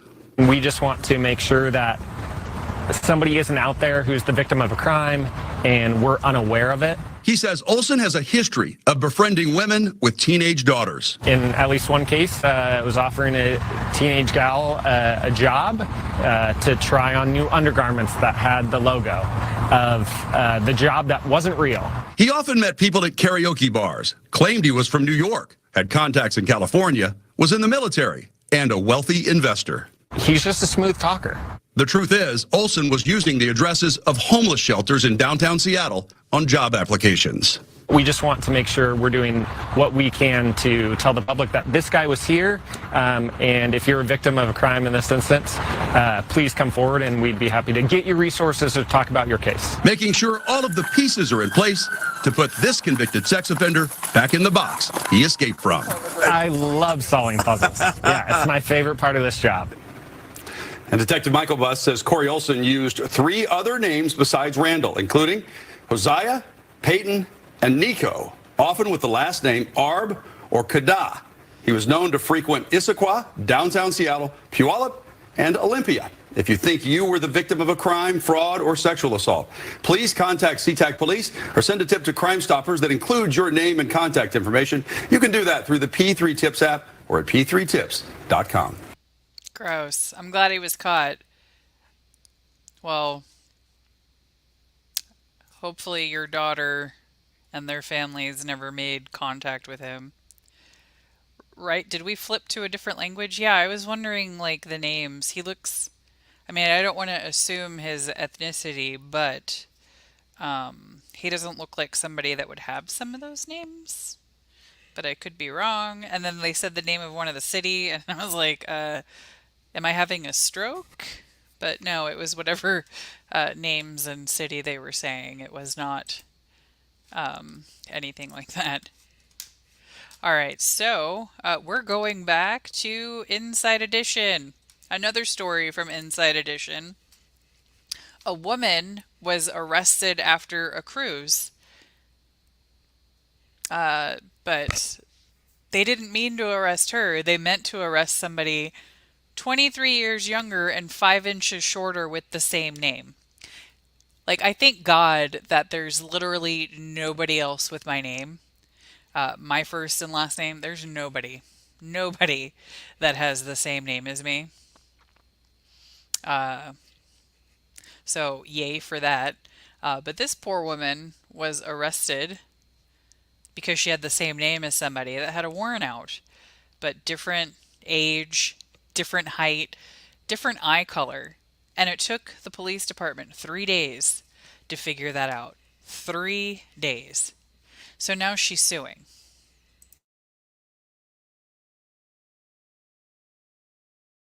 It was supposed to be a happy time. A woman goes on a cruise with her family to celebrate her brother completing cancer treatment. But as she got off the boat, she was put in cuffs and thrown in jail for days. Why? As Stephen Fabian reports, it was a terrible case of mistaken identity. This woman is pulled over by authorities as she returns from a cruise to the Bahamas. She's told there's a warrant out for her arrest. It's for endangering a child. Say what? 50-year-old Jennifer Heath Box and her entire family try to explain there's been some mistake. Endangering a child? What child did I endanger? I think you'll have the wrong person. But the cops insist there has been no mistake and haul her off to jail. I've never had the cops to my house. I've never had any issues with my kids. Jennifer languished in jail in Fort Lauderdale for 3 straight days. All that time, she and her husband tried their best to explain that this was just a terrible case of mistaken identity. You feel hopeless, you feel broken, you feel humiliated. Authorities finally realized there was an error after determining the Jennifer Heath they were after for child endangerment was 23 years younger, 5 inches shorter, and had brown eyes. Jennifer's eyes are blue, not even close. There were so many discrepancies. Jennifer tells Inside Edition she missed her son's deployment overseas with the Marines because she was behind bars. No matter what, I will never get that time back with my son. Now Jennifer is suing, claiming authorities overlooked overwhelming evidence that they had the wrong person. There were so many red flags showing them that they had the wrong person. Did they give you any explanation? Did they say sorry? I never did get an apology. I just got, it happens. The Broward County Sheriff's Office says they had confirmation there was a warrant out for the woman's arrest, adding the deputy followed appropriate protocols. They also say they found no misconduct, and they consider the matter closed. Well, civil court's not going to. I'm pretty sure y'all are going to have to pay up. Y'all going to have to pay up because that's not okay. 3 days. 3 days. Christ. A few hours, okay. I could forgive that. But 3 days and she missed her son's deployment. God, I hope her son comes back safely because she'll never forgive the police if she couldn't say goodbye to her son. And that could have been the last time that she saw him. Like, that's a huge deal. And they followed protocol. Okay, so apparently you don't look at birthdays and physical descriptions. Yeah, thank God I am the only me. Because that's terrible. So you may remember a Miami judge that ran into, I don't want to say ran into because that's where she works. A Miami judge had an old schoolmate end up in her court. Do y'all remember that video? And she says a bunch of nice things about him. Well, he's back in her court again. It was a story that touched hearts across the nation. A judge recognizes a defendant charged with burglary as an old classmate and encourages him to turn his life around. But now, years later, he's in trouble again. And yes, he ended up in front of the same judge. Here's Les Trent. It was an unexpected reunion that shocked the nation. A judge about to hear a burglary case recognizes the suspect. Did you go to Nautilus for middle school? Oh my goodness.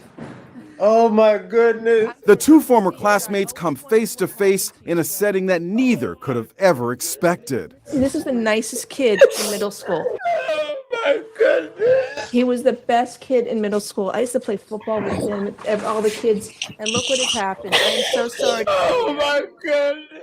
Arthur Booth's shame was there for everyone to see. How a promising young man could have fallen so far. Arthur Booth served 10 months in prison on the burglary rap. He was released in 2016. And guess who gave him a pep talk? That same judge. Take care of your family, try and get a job, stay clean. It's a group effort to see you succeed. Don't let us down. I won't. I promise not to. Fast forward 8 years later. Sadly, Booth is in trouble once again. And yep, just like last time, he finds himself before the same judge, Mindy Glazer of Miami-Dade Criminal Court. This time, he's charged with a string of robberies and break-ins. Booth was so embarrassed, he couldn't bear looking her in the eye. Judge Glazer recused herself because of their school connection. I can't hear your case. I'm going to get another judge to hear it, okay? So if you have a seat, somebody else will be here. She made this final expression to her former classmate. Hope things work out for you better. The judge who took over the case ordered Booth held without bond. He has pleaded not guilty. That's so sad. I'm assuming he has an addiction problem. That's really sad. And she did the right thing. She recused herself,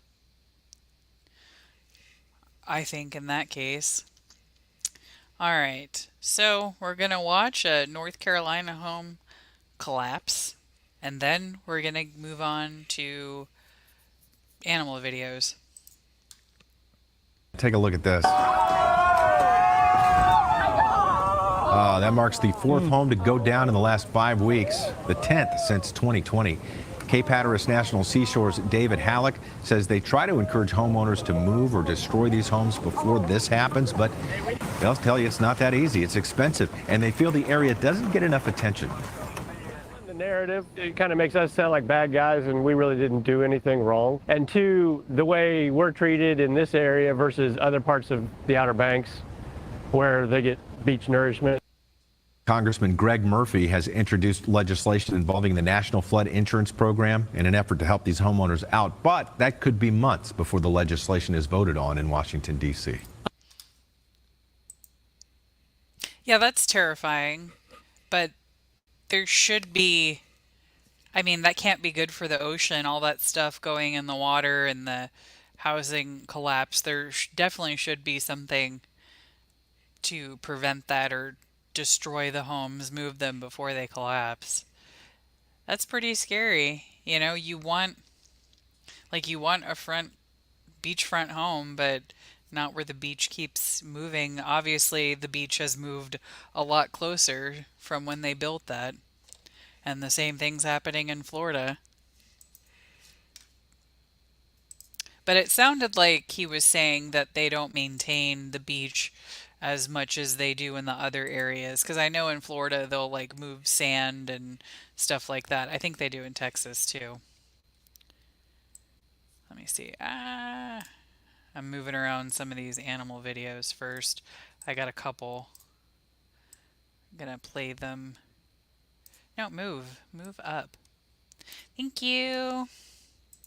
All right, so that's it for crime videos today. I have like 4 videos about animals to play, 4 or 5. I don't remember anybody really from middle school, maybe high school. But I would, if I ran into somebody from middle school, I wouldn't remember. I barely remember people's names. I don't remember any of my teachers. I remember a couple from high school, but my memory is not good. All right, so moving on to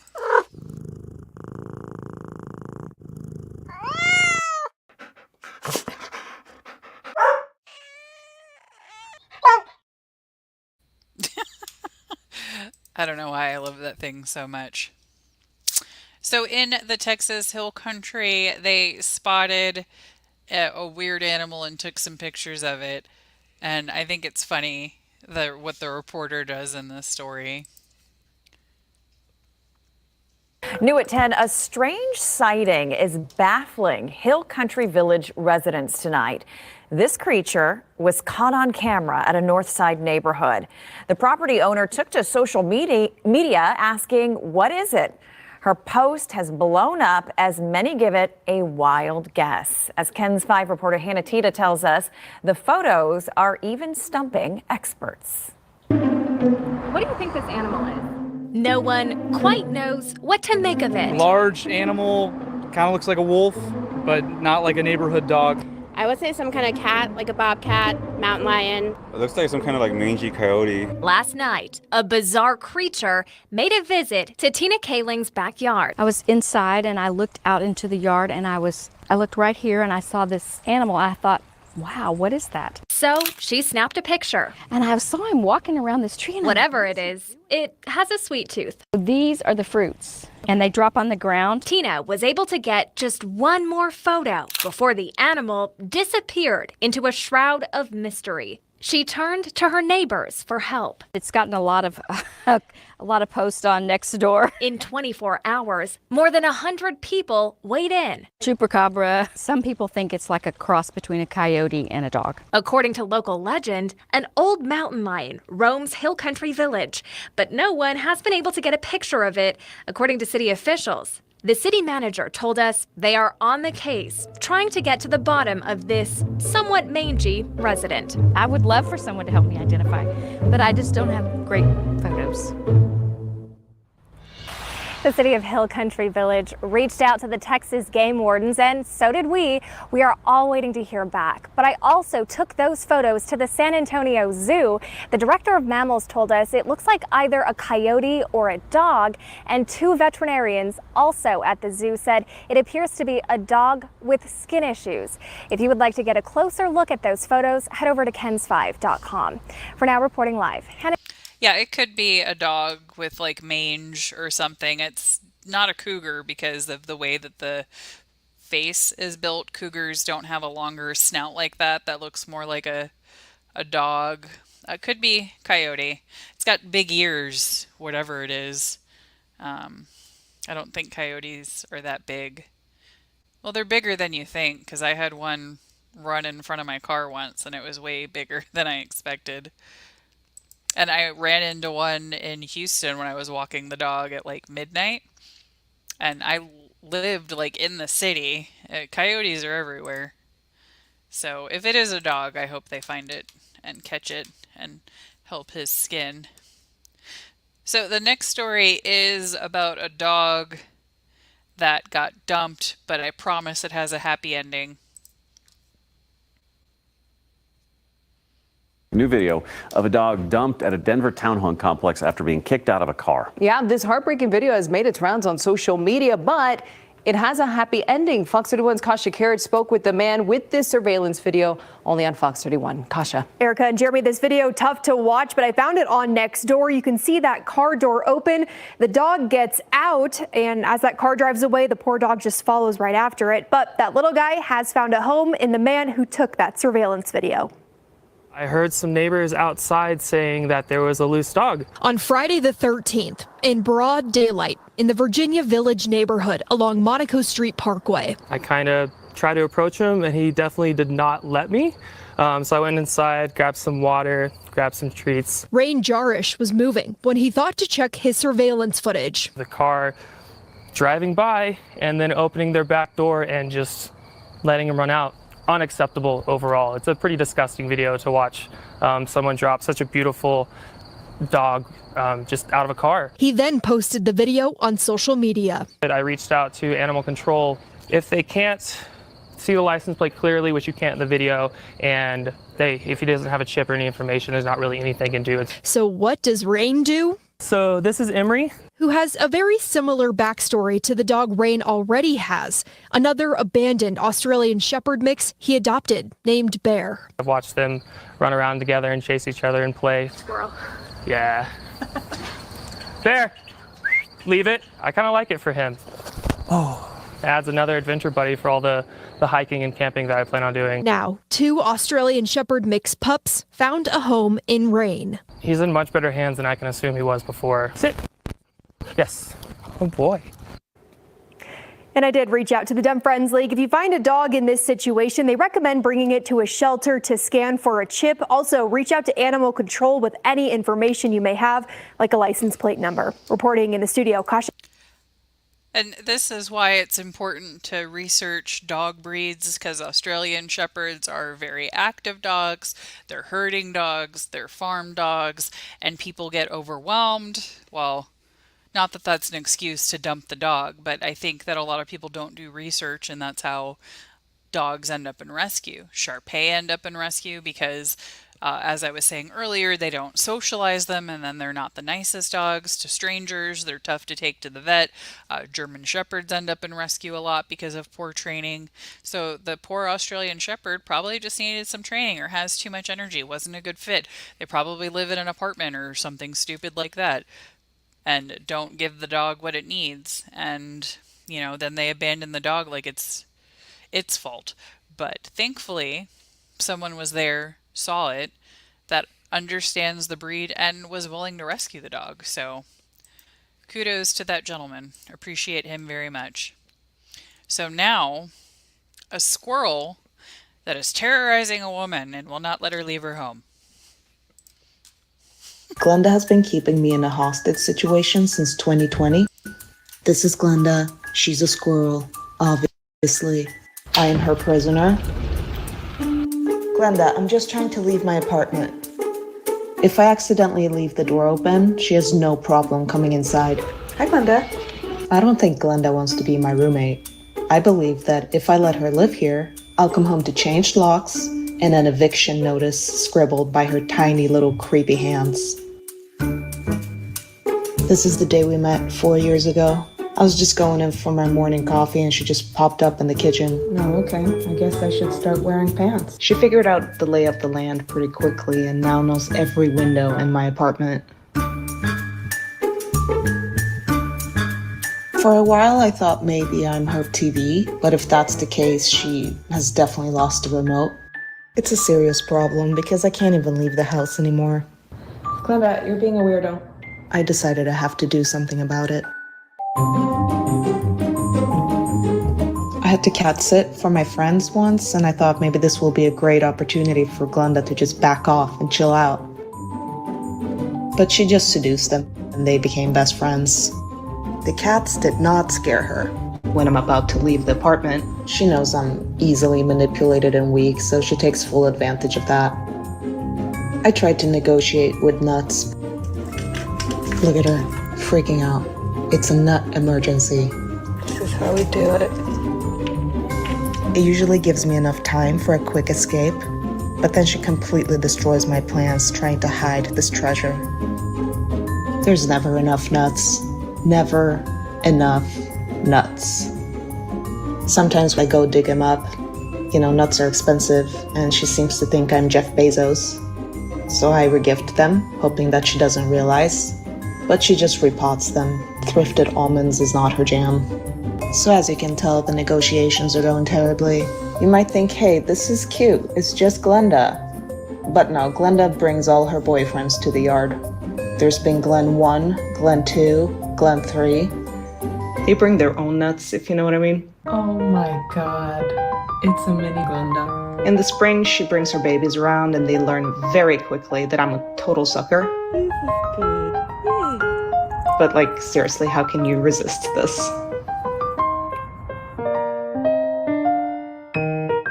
You probably can tell by now, but I have fully given in.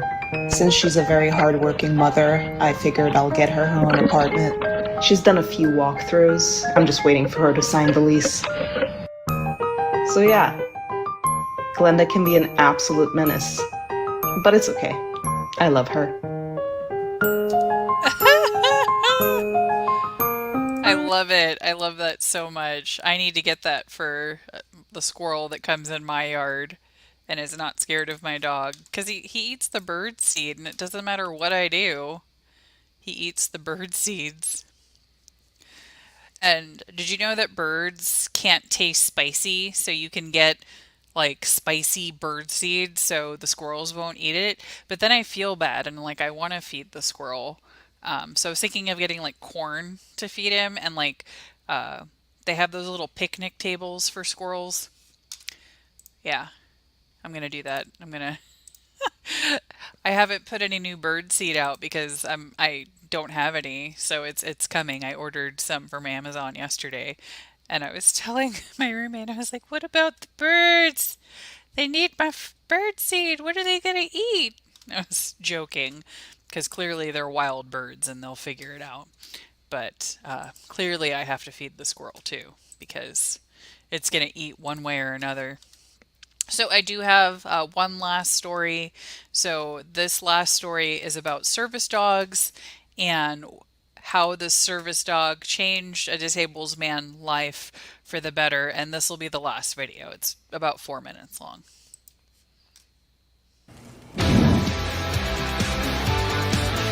Guide dogs for the blind may be the original service dogs, but these days working dogs can do just about anything, whether they're in a uniform as a police canine or perhaps helping a disabled person gain independence. Local 10 animal advocate J.C. Birch introduces us to one man whose life changed with an accident, but began anew thanks to these amazing dogs.